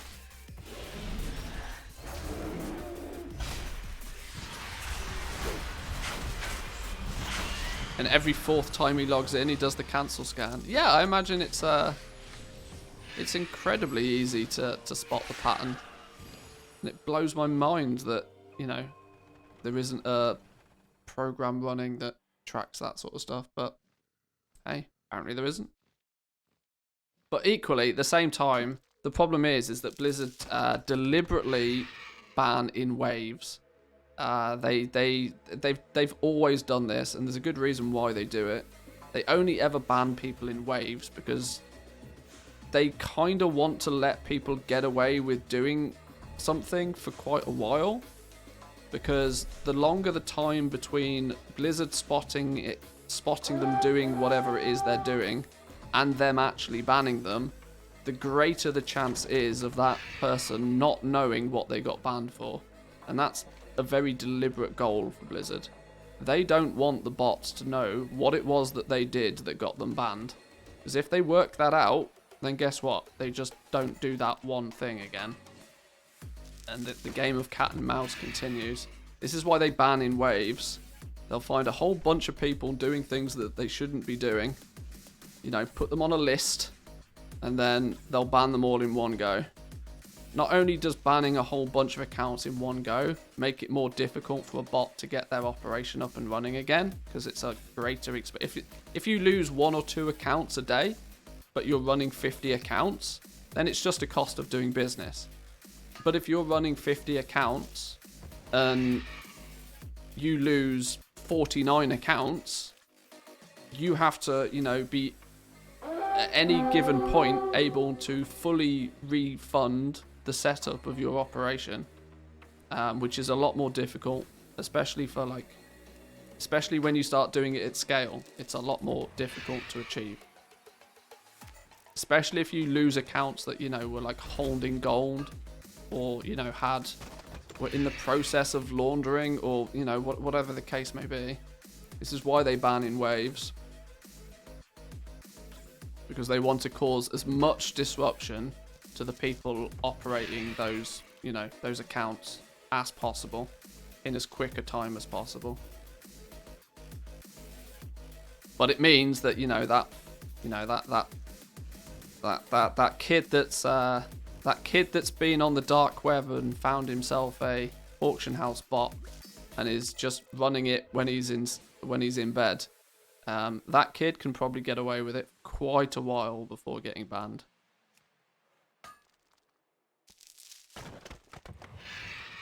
Or you don't do anything against the rules and just get all your accounts banned because you look like a bot. That's basically what happened to Zanzibar. He quite clearly, in my opinion, I should preface this, quite clearly got his accounts banned because he just looked like a bot. He looked like he was doing something he shouldn't, even though he actually wasn't. But he looked like he was doing something that he shouldn't to enough people to probably generate enough false ban reports that, you know, his account got triggered. Probably due to the fact that he was, you know, boosting himself through dungeons.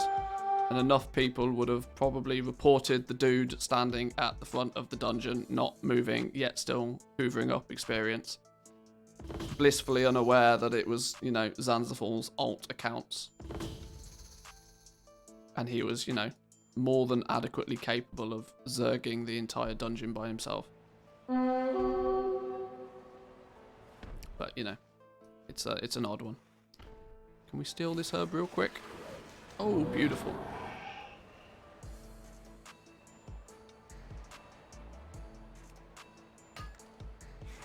Optimal auction house players like being a bot. This is kind of why the TSM team choose to work quite closely with Blizzard, or given the opportunity to anyway. When the I mean, TSM have given Blizzard direct feedback on, or yeah, they've given them direct feedback on, you know, changes that they think that could be made to the auction house for the greater good. Not, let me clarify here, not just to better the ability of the Trade Skill Master application and add-on, but to actually, you know, better the experience for everybody. And Blizzard have actively chosen to not only ignore some of the feedback, but, you know, go in the opposite direction, which is a weird take, but they equally, like I said, they work quite closely with TSM and Blizzard, mainly because the functionality that's built into Trade Skill Master can very easily make you look like a bot.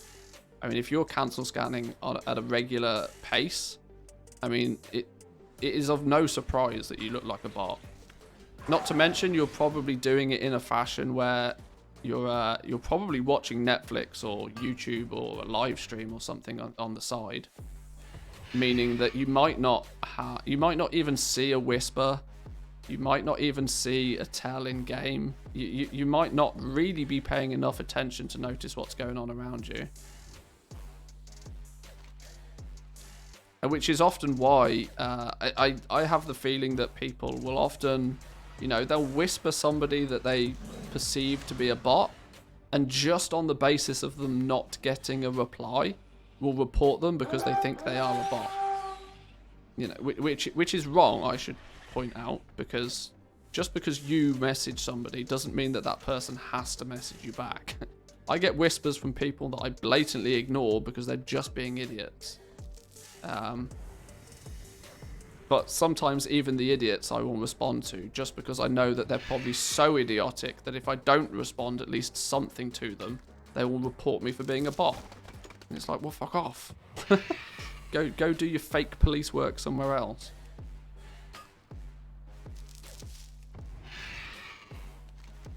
I tell you what, when I go out farming, I talk a lot more than I usually do, I think.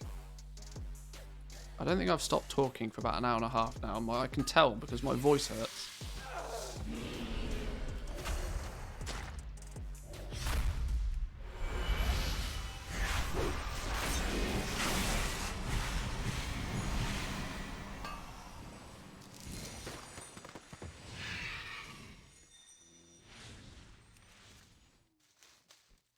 I probably look like a bot when I cancel scans. Should I worry?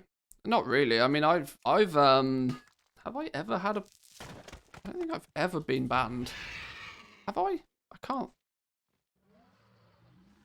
I don't think I've ever had a ban on any of my accounts. And I mean, I've done my fair share of cancel scanning and I've annoyed my fair share of people. But like I said, I'm just slightly cautious about it in terms of, you know, even if I sense an absolute dipshit has whispered me, I will at least, you know, whisper them something back, just to reiterate the fact that I'm not a flipping computer doing it, you know.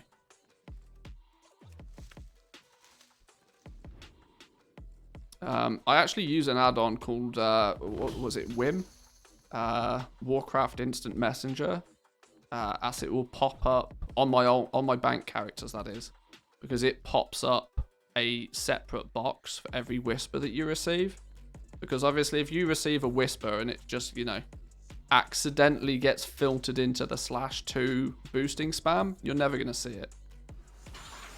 So I use I think it's called Warcraft Instant Messenger, just so it pops up the whispers in a separate box. Why every time do I come here does it put me in combat when I'm blatantly not in combat?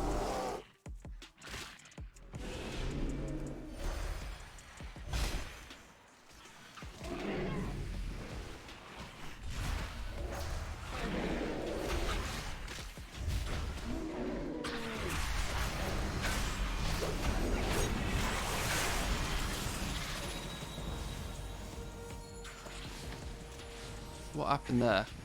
Why did we get a renown?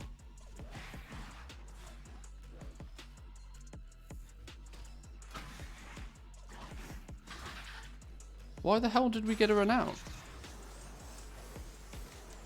Oh, was that like a world? Did we complete a world quest or a bonus objective or something? Huh. Fair enough. I was like, what the fucking hell's going on here? Sure.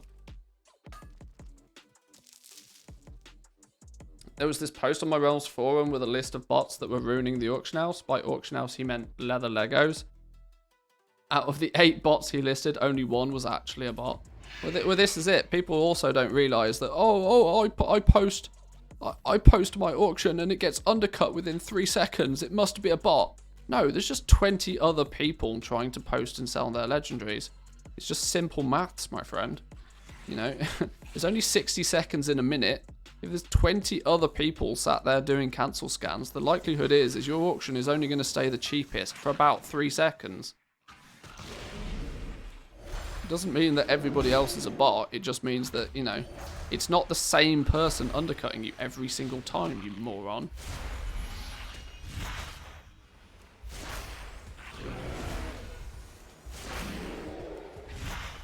More to the point that can't physically happen because everybody shares the same auction house throttle, even the bots. This is something that people don't also... People seem to think that the bots have a way to get around the throttle. No, the bots use Trade School Master. They literally do. The bots use TSM. They use TSM because it's much easier to program TSM than it is to write a custom bot script. So they use TSM to do their cancel scanning just like anybody else does. They just, you know, they automate it one step further than we do. The more Walker, speak now or I bleed you dry.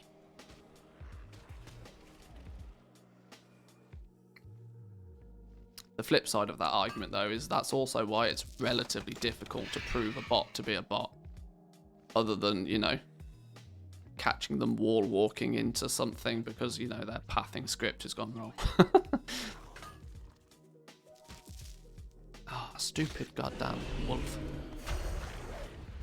People underestimate just how many fat nerds live on the auction house. Yeah, that's very true. Massively underestimate the amount of time that somebody will be willing to sit at the auction house to make gold.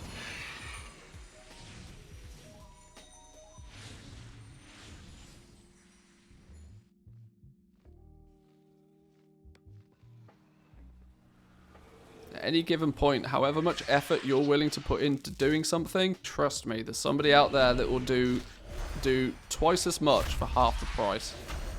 Without question. If you keep that mindset, you'll never be surprised by the level of degeneracy that some people will go to play video games.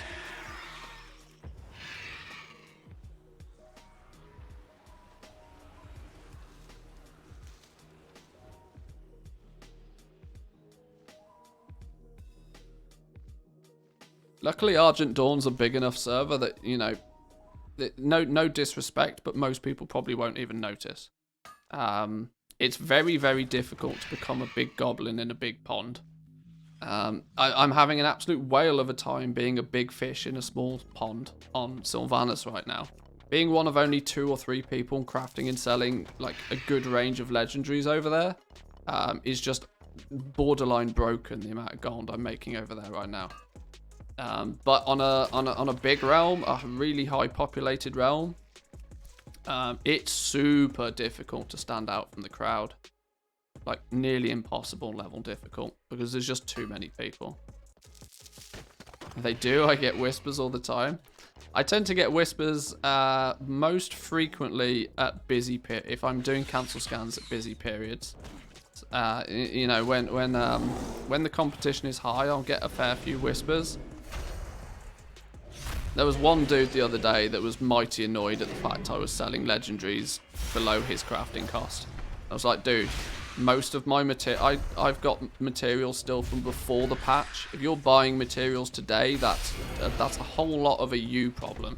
It's not a me problem. He didn't quite understand though. Bless him.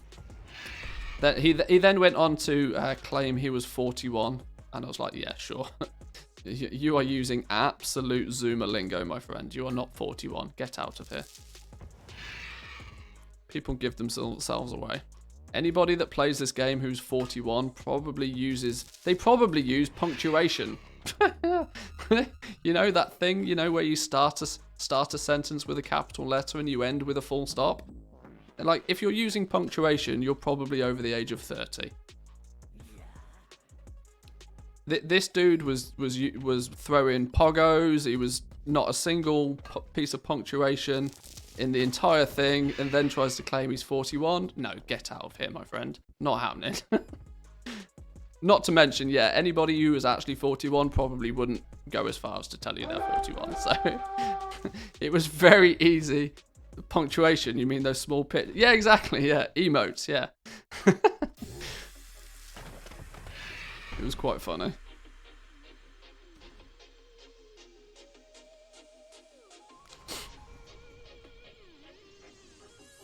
I'm 41 too, couple mega. Yeah, exactly.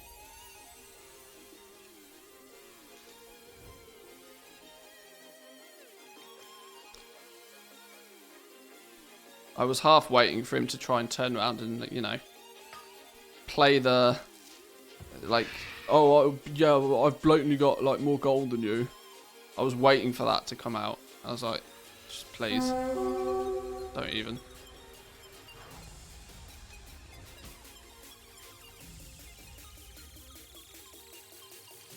Like sausages in New World game chat. Oh, they've patched that now. No more big sausages in New World. No more big sausages in New World. 43, I've got no idea about most of these Twitch phrases. Yeah, you and me both, good friend. You and me both. I just play along. I pretend like I know what's going on.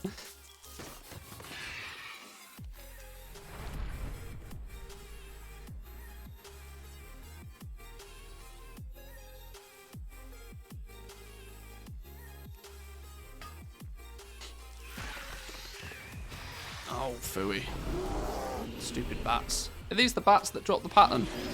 Gotta be a scribe though, right?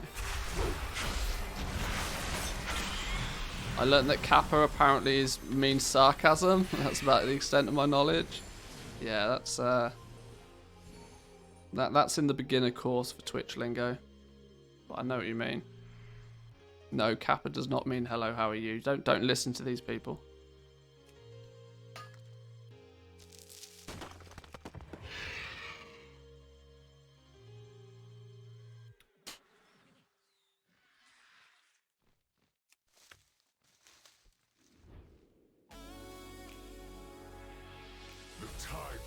What do you think about the price trend of TCG mounts? Yeah, well, I mean, in simple terms, TCG mounts are expensive as they are because of the influx of new WoW millionaires because of legendaries.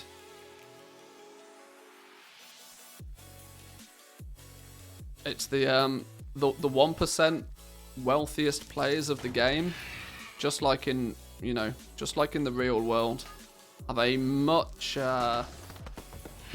easier time doubling their gold than anybody else does, for various reasons. But World of Warcraft has a very heavy rich get rich system currently, known as legendary base materials, or legendary base items, sorry. And for as long as it's a thing in the game, I will take full advantage of it, because I know it won't last forever. But the ludicrous... Oh, ding! 54. But the ludicrous amounts of gold that some people... The ludicrous amounts of gold that some people have been able to make off legendaries means that they have considerably more buying power than most people do. Meaning that the rarest of the rarest items, e.g. trading card game mounts, have skyrocketed in price in Shadowlands, because whilst you may look at 40-50 million gold for a single mount to be out of the realms of possibility, it's not necessarily out of the realms of possibility for a lot of players in the game now. There's probably not many people on any given realm that have more than like 100 million gold, but it's equally a lot more plausible for that to be the case now. There's the new like last year's 10 million is this year's 100 million. But weirdly, it's not due to inflation. That's where a big problem lies. It's not because of inflation. It's not that everybody is getting richer. It's that it's not that the value of gold is increasing dramatically. It's almost the opposite. The value of gold at the low end is actually even more valuable than it once was. But at the high end, you know, you can just if you've got 20 million gold, you can probably double that 20 million gold into 40 million gold without a huge amount of effort. The boosters are swimming in gold. The boosters aren't swimming in gold, though. The boosters tend not to be swimming in gold. It's the ones that organise the boosters that are. The ones that take that small cut off every boost that happens, those are the ones that are really, really wealthy. You know, the ones that help organise and run the boosting communities, even down to the ones that spam trade chat all day. I would imagine the ones that spam trade chat are far, far richer than the ones that even do the boosting themselves.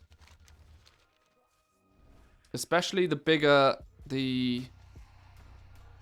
Especially the big... So for example, those that boost Arena and Mythic Plus are probably considerably more wealthy than those that boost in raids, because of course the pot is just, you know, split more ways in a raid, right?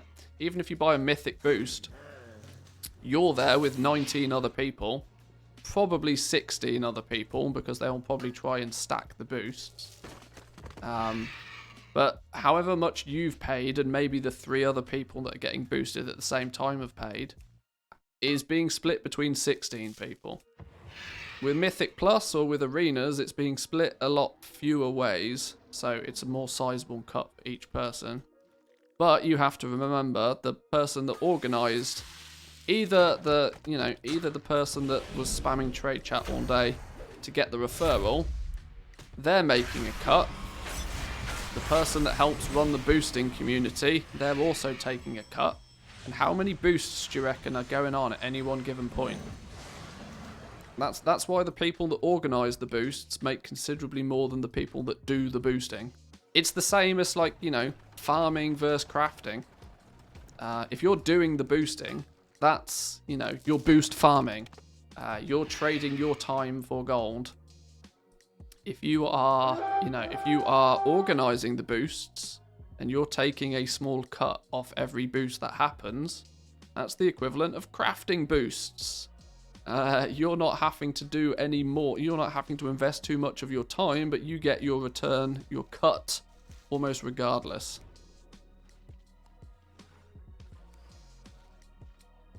And interestingly, a lot of these principles apply outside of the four walls of World of Warcraft as well.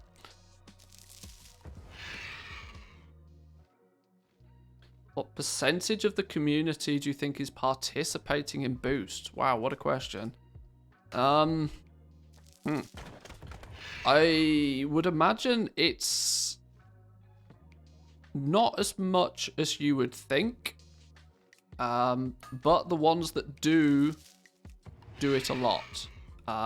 It's the whale mentality, right? You guys probably aware of the term in the gaming industry of hunting for whales. I would imagine the ones that the percentage of the player base that do the boosts probably don't just do one boost. I would imagine that there's people who will buy their mythic plus 15, or they'll buy their mythic heroic Sylvanas clear, not just once to get an achievement or something. They'll likely do it on a frequent basis, and they're the ones that are really sort of pumping the boosting community's numbers. But they're equally the ones that are probably getting the gold to pay for those boosts with their credit card. They're the true whales of the game, I would imagine. But it's true for most things, right? That 80% of your revenue will come from 20% of your customers.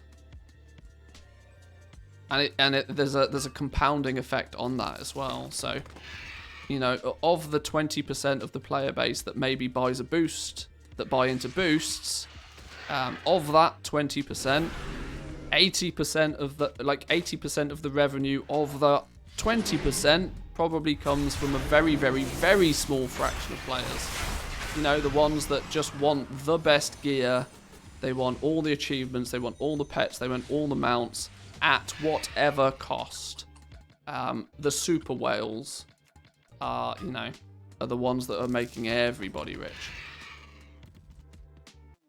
I boost Mythic Plus once a week.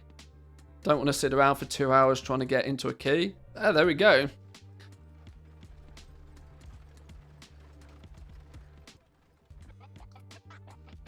For Mythic Plus, 10% management, 3% for the advertisers, 17% for the boosters, 17.5% per booster, 70% total.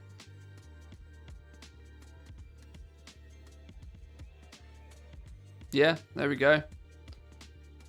Boosting community I do business with, management takes 8%. That goes to show, right?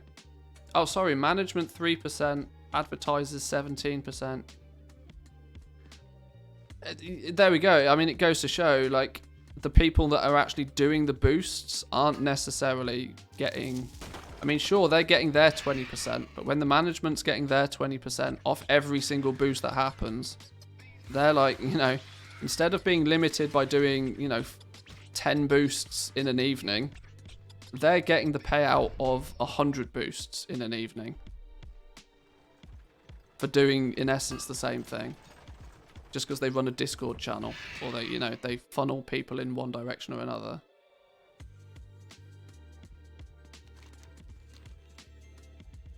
I mean, it's pretty much standard business, The ones at the top invest the same amount of time, but generate 10x the revenue because of it.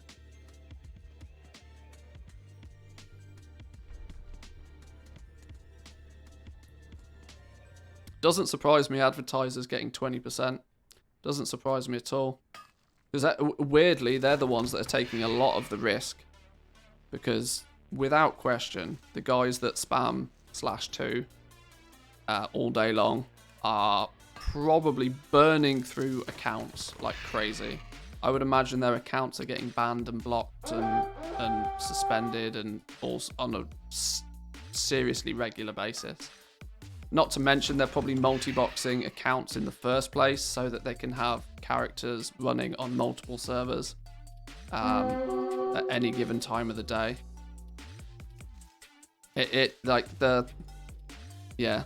weirdly, the ones that do the boosts, the ones that actually offer the service, the ones that are running you through the dungeons, running you through the arenas, running you through the raids, those are unlikely to be the ones that are actually coming out with the most gold out of it.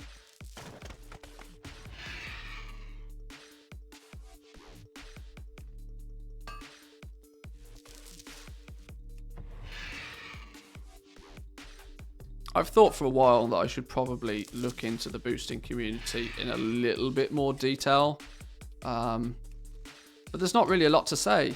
I mean, I kind of know how it works anyway. There's not really much to report on, and what good even is reporting on anyway. The only good that could come from it is that if you actually go as far as to prove that one of these communities is dealing in RMT, and then there's justification for, you know, putting in the time and effort looking into it, but it's not really my place to police it. You know it's going on, you know it's happening, but proving it's a different story. Report the experience. I mean, the thing is I've got absolutely zero desire to buy a boost for anything. I sit in the category of people that don't quite understand why people buy boosts anyway. Because it's a short-term dopamine kick that disappears. I've played the game for way too long. It's why I don't care about gear. Literally don't care about gear. Why do I not care about gear? Well, because in 2 months' time I'll replace it all. I know that's the way that the game works. Like, if the only time I understand people, you know, buying boosts is if they're trying to do competitive content. If your jam is playing arena and you really enjoy playing arena, but you want to play arena on more than just a single class, I understand why those people boost, because the monotony and the time investment of getting those characters geared up is not the thing that those players want to be doing. Those players want to be, you know, they want to be geared out and they want to be doing the PvP. And at any given point in time, they may want to not play a mage, but maybe this week they want to play a shaman, just for whatever reason. But they can't do that because they, you know, don't have the same amount of gear on all their characters. And so they buy a boost because it's much quicker and much easier. I get that side of things. But people that buy boosts just to get gear for the sake of just having the best gear, or to do that little bit more DPS, if you're buying boosts because, you know, you want the best gear because it's a dick swinging contest, that I don't understand. Because the goalpost's always moving. So pets and for getting pets and mounts, I sort of get it, but I equally don't understand why people care that much about pets and mounts anymore, because there's just too many of them. I know that's a very personal take, but, you know, there's just too many of them. Some people really like the look, you know, some people care so much about their appearance that their character doesn't feel complete until it has, you know, the right mount or the right pet to go with the, you know, whatever.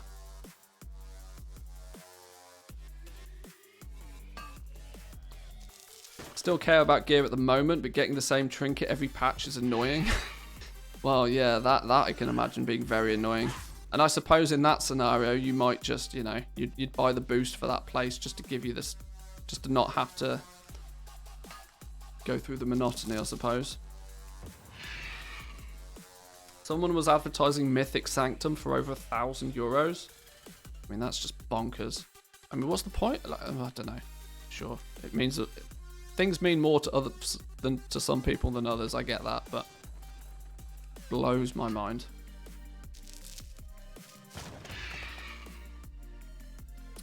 A lot of people don't have a lot going on in life, and maybe winning at a video game, DPS mounts, whatever, is the only thing that they succeed at.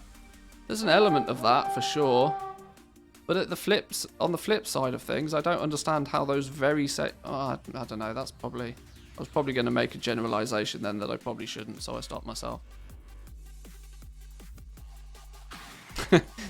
the downside of streaming, right?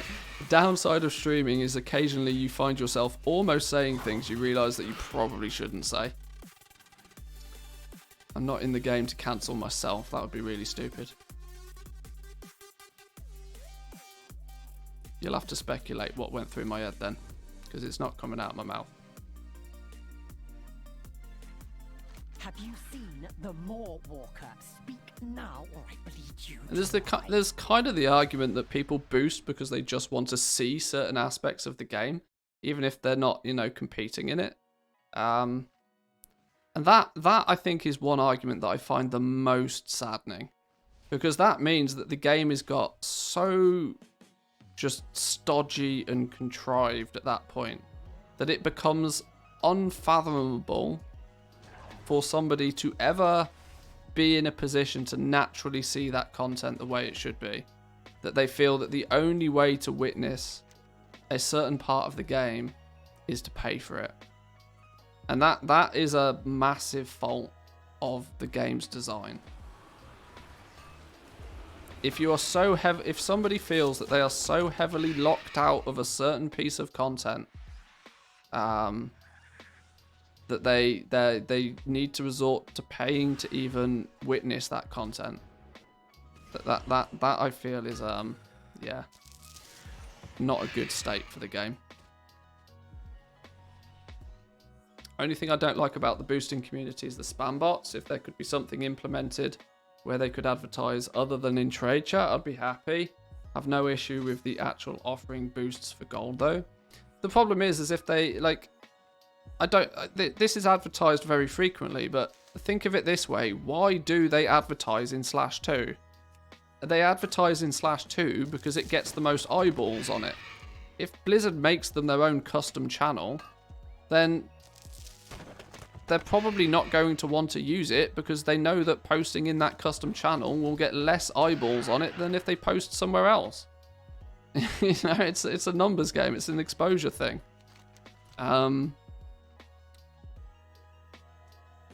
Like I said, there's a reason why they post in /2, because it's the most exposure. And that's what they're trying to achieve. They're trying to get as many people to see that stupid little advert as possible. And more importantly, they're trying to get people to click on their little advert more so than any others. You could make the same argument that, you know, people spend money trying to get their adverts seen on Google. If you made a special search engine just for adverts, then it wouldn't work. It wouldn't work because there's no point the people advertising to advertise there if there's nobody to see the adverts. Again, it needs to be a real simple thing that if you're going to offer, like, I don't know what this is. Blizzard just needs to be clear on it. Clarity again, like we were talking earlier with the multi-boxing thing. Clarity is super important.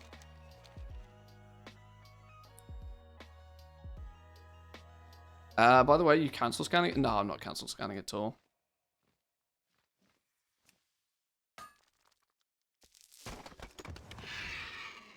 I paid for boost for 2 reasons. I paid for ahead of the curve as I couldn't pug without the achievement. I paid for an M+ boost 3 times as I valued my time more than the gold. I didn't want to spend hours trying to get into keys, but I haven't bothered since. Yeah.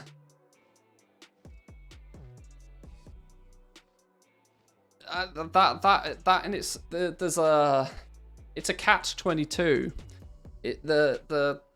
This is the thing that I dislike about boosting, and it's not any fault of any specific persons. It's just purely the nature of boosting.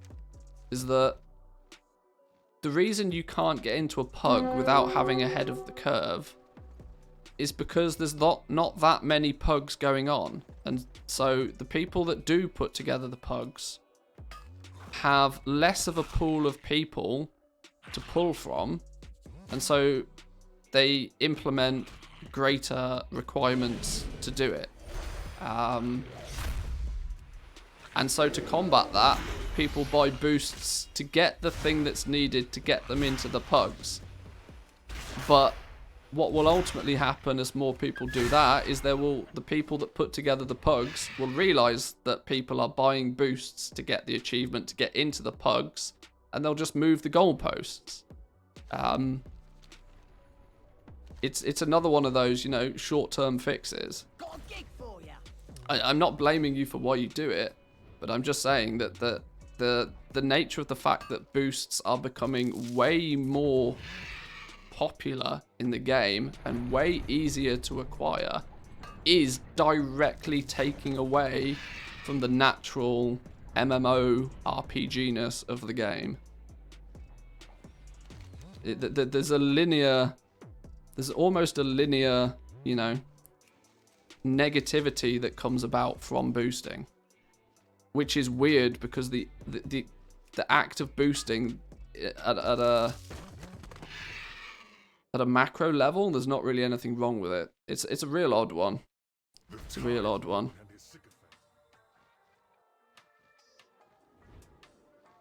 I had a pug start looking at people's logs for Guardian Heroic, so yeah, goalposts will just end up being moved, yeah.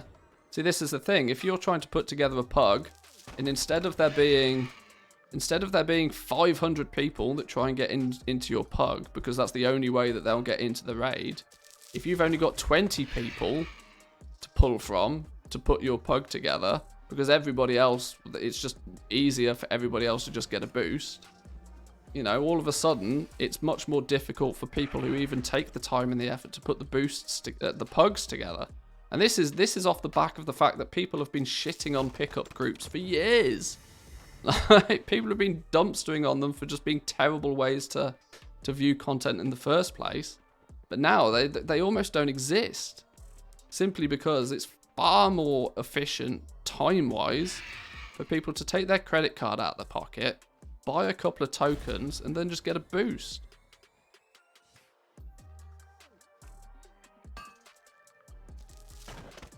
Put Mythic Plus in Group Finder.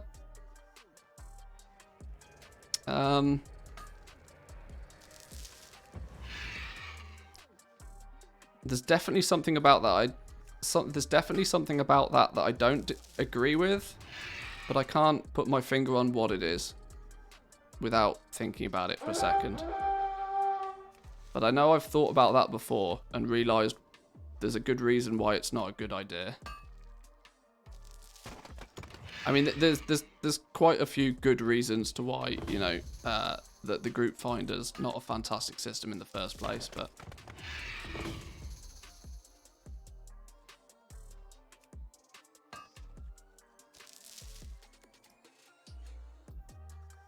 a lot of the time the raid leader is lazy and wants to have a certain level of experience. They just want the kill and don't want to be progressing in a pug because half of your raid team will be different next week.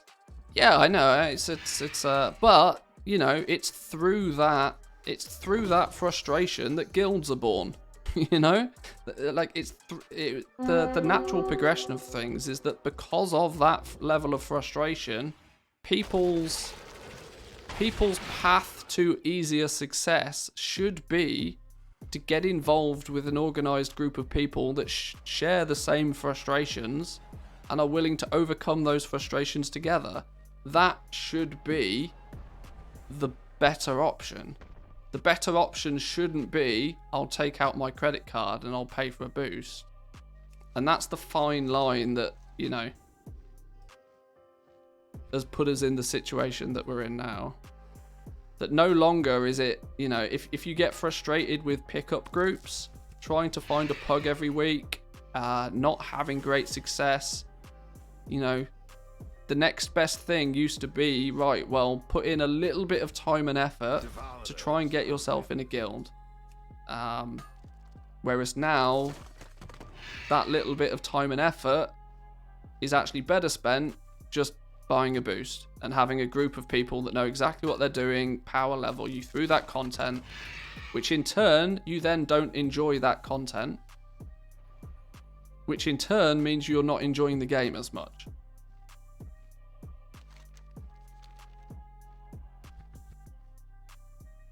But it's true.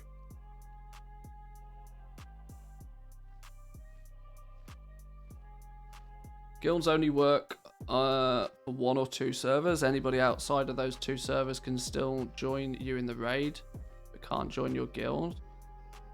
Guilds are restrictive though. I mean, it would be far more sensible if they could be less restrictive on guilds. I mean, you can already do cross-realm raiding, but yeah, I don't know why cross-realm guilds aren't a thing. That is a plausible solution. Because one of the big restrictions for players getting into a guild is that, you know, the server that they play on, they struggle to get into the guilds on the server that they play on, probably because there's not that many actually active progressing guilds on each server nowadays. You might have 1 or 2, but unless of course you play on one of the big ones. But if you don't play on one of the big ones, you're pretty fucked. But cross-realm guilds would go some way to aiding that, I'd imagine. I'm generally way more in favor of anything that pushes towards some element of gameplay. Boosting pushes in the exact opposite direction. You're actually you're going out of your way to play the game less whilst trying to achieve the same thing, which is where the problem lies with boosting. Inherently, I don't have an issue with, you know, people pushing somebody through some other content because, you know, they're a friend or something like that. The fundamentals of boosting I don't have a problem with. It's the level of organization that is now achieved and available, and the ease of the ease of access is, I guess, probably one of the biggest problems I have with it. And that's also why I fail to believe it when anybody tries to tell me that these communities don't do it for real money. Because there's no way on God's given earth that people would put in that amount of time and effort to organize something for no reward. But it's all hypothetical until it's proven, right? The level of professionalism. Oh yeah, it's outrageous. These boosting communities are almost more professional than Blizzard themselves. I can almost guarantee that, like, you could get a boost through some element of content in a 20 times more professional way than if you have a bug in the game and need to contact Blizzard. You put a ticket into Blizzard, it could be flipping weeks until you get a response sometimes, unless it's, you know, unless you're lucky, or, you know, it's off season. Whereas, I shit you not, if I wanted a boost, and I wanted a boost this evening for nearly any piece of content in the game, I guarantee it would be an incredibly smooth process, incredibly professional, almost to the point where it's flawless. That's the level it's got to now. But yeah, I don't know. The problem is I hate talking about problems without having a solution. Because it just, in my opinion, it feels like a weak argument. It feels like you're just, if you don't have a solution for something, it sounds like you're just complaining about it. And that's not what I like to do. I would rather talk and discuss something and actually try and, you know, formulate a solution to whatever the problem is. And that's the problem I have with boosting. I don't have a solution, nor can I even, like, begin to think of one. Cross-realm guilds, though, I think would definitely help. Cross-realm guilds, I think, would be a massive bonus. But I'm quite sure that has been... I'm quite sure from a Blizzard perspective that's been discussed, and there's probably reasons why it doesn't happen. Honestly, now that we have so much phasing and layering, it's almost time to abandon the idea of servers completely. Server identity made sense 15 years ago, but now it shouldn't really matter. Your server shouldn't make any difference at all. I mean, you're right. I mean, it's the approach that many game developers take nowadays, because technology allows it to be a thing. I mean, that's an issue that is more down to the fact that Blizzard is just built on 15-year-old technology. And now as much as they kind of update it and revamp it, to go completely serverless and have everything, you know, phased and layered and whatever terminology you want to use, for everything to be merged and just act all as one, is probably, I'm going to go as far as saying impossible without a complete redesign from the ground up, I would guess at this point.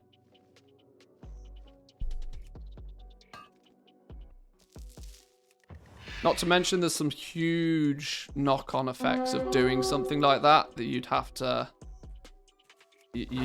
account for.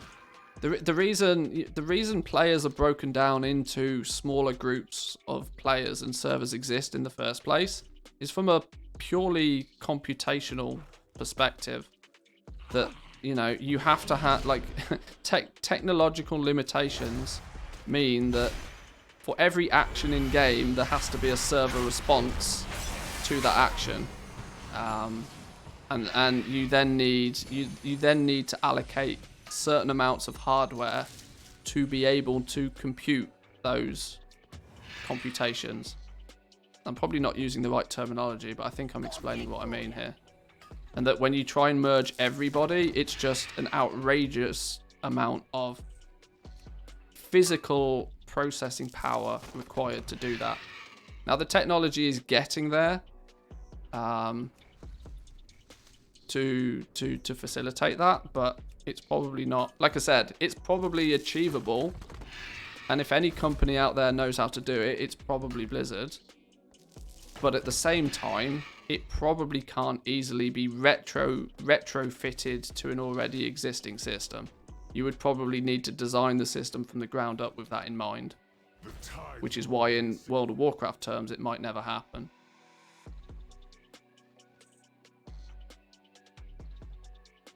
Problem with cross-realm guilds would be that you can't trade then with your guildies. Helping guildies out and sharing consumables is pretty important for most parts of guilds. Well, yeah, that's the thing, right? You'd have to almost go as far as to blur the lines of, you know, you play on this server or that server. You just have to, you know, I mean, they could probably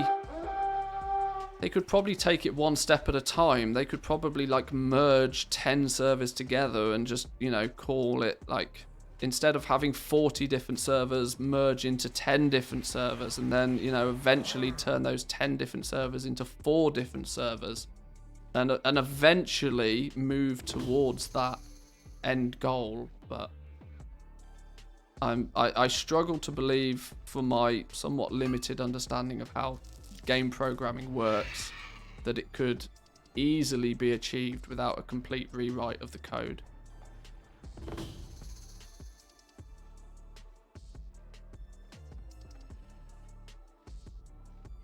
Would you want an auction house where you had to compete against everybody? Well, see, this is the thing, right? It's one of those things that that alone is a stumbling block. Like, how would the economy facilitate something like that? There are many questions that would need to be answered before that could be achieved.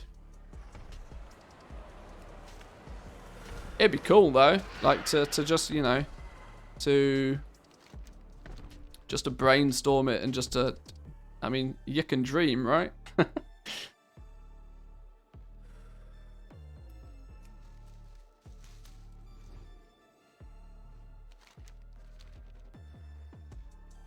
Right. I think, though, it's about time to go take all of this stuff and dump it on the auction house and cash in. We've picked up a fair amount of stuff at this point, I think. Let's try and organise it a little bit.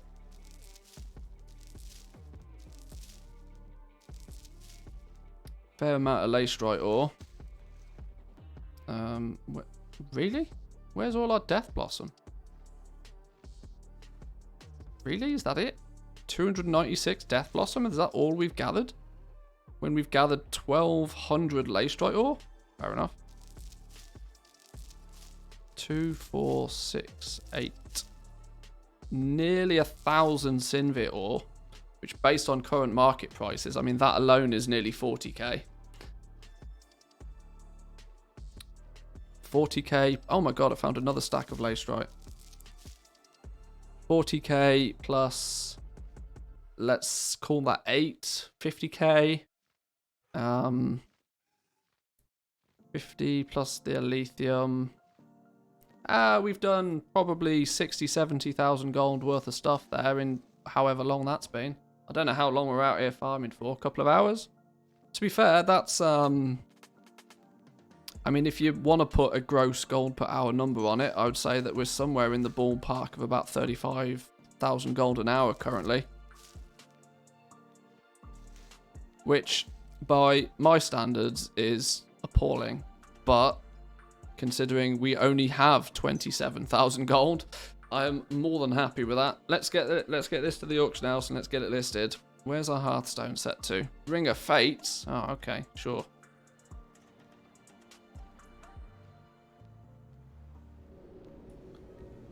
Hold shift to see the sell price for all stacks? I thought it just does it for a stack.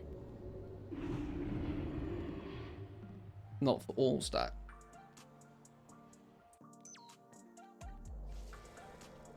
It will show you the value for the entire stack. So if this is 40, 7,800 for a stack.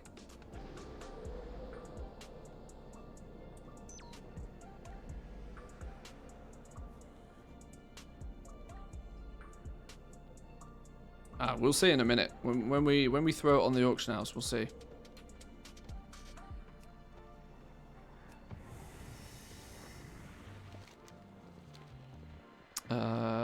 Quickest way to Orgrimmar, probably this way.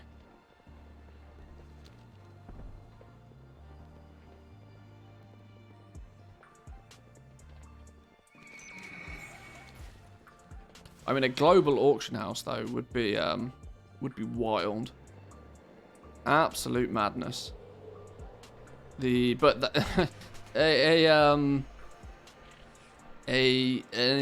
truly global auction house would be even more outrageous for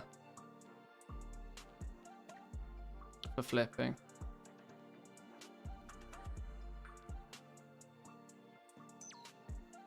Yeah, I need to fix my chat bot to catch those spammers. They're annoying me. I think that's the 3rd or 4th one I've had to ban today. Oh, I should just, get some mods to do it for me, but, Right, let's get this on the auction house then. Let's go across in order. Shaded stones, we'll bang them in there. Why can't I oh, sure. Or a stone. Basically give it away for free.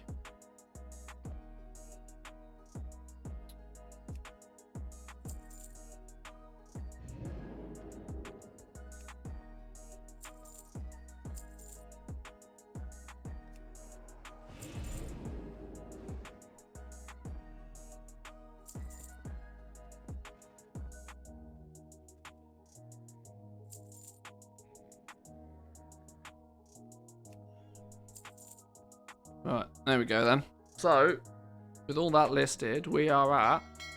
What are we at? We have... Hello? What's going on here? Why does TSM not track any of these? It should do.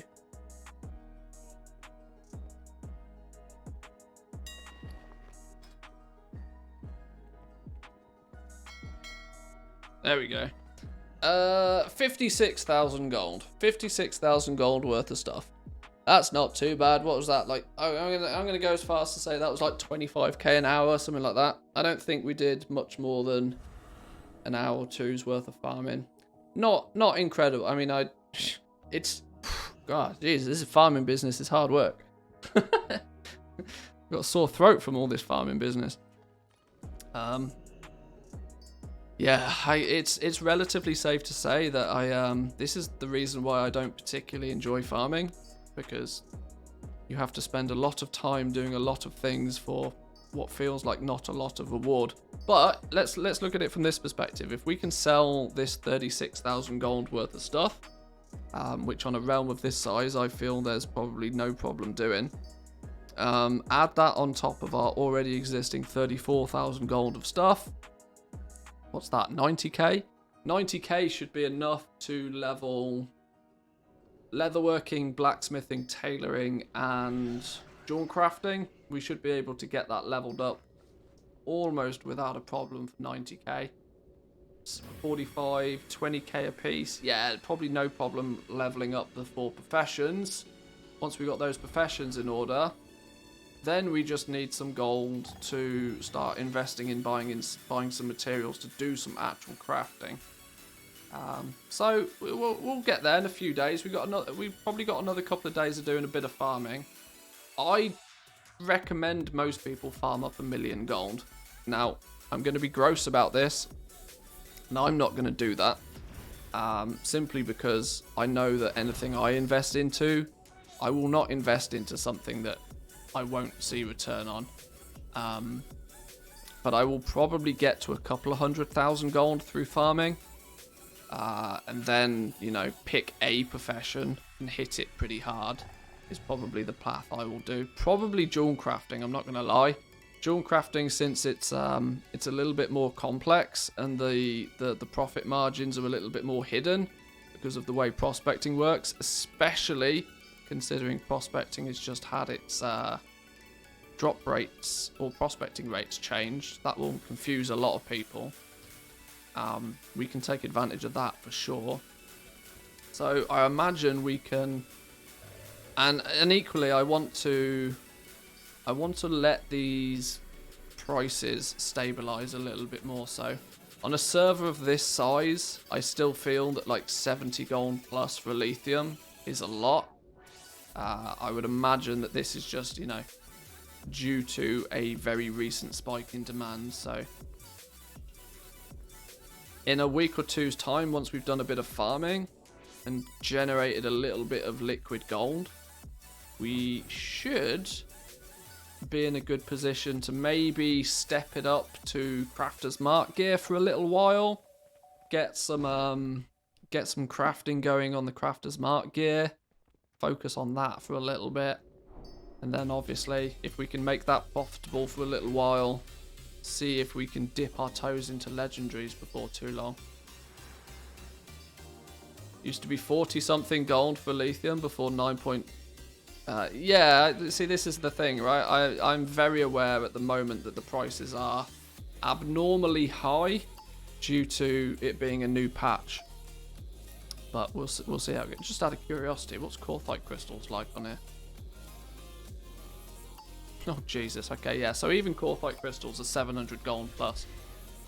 So we're not in any rush to get into legendaries just yet. What my goal for this character in this realm is to be legendary ready on at least one profession before patch 9.2.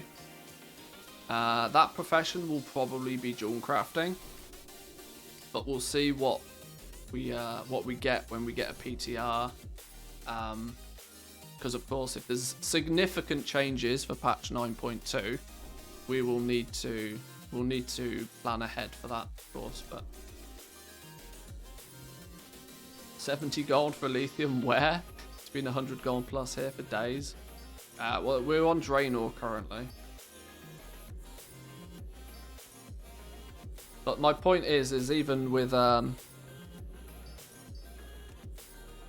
even 70 odd gold a piece, it's not readily available. I mean, you know, you could buy the entire server out for less than 1 million gold. So on what is, I think, the second biggest server in the EU, to be able to buy out the entire lithium market for less than 1 million gold is bonkers. Actually bonkers. So it's there's just a shortfall of materials at the moment. Pretty safe to say.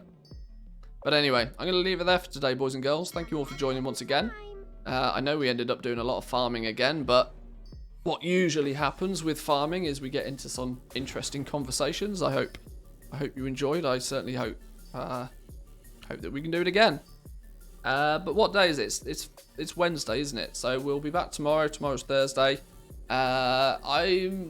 If massive if, all the ifs, if we see a PTR turn up, we will explore.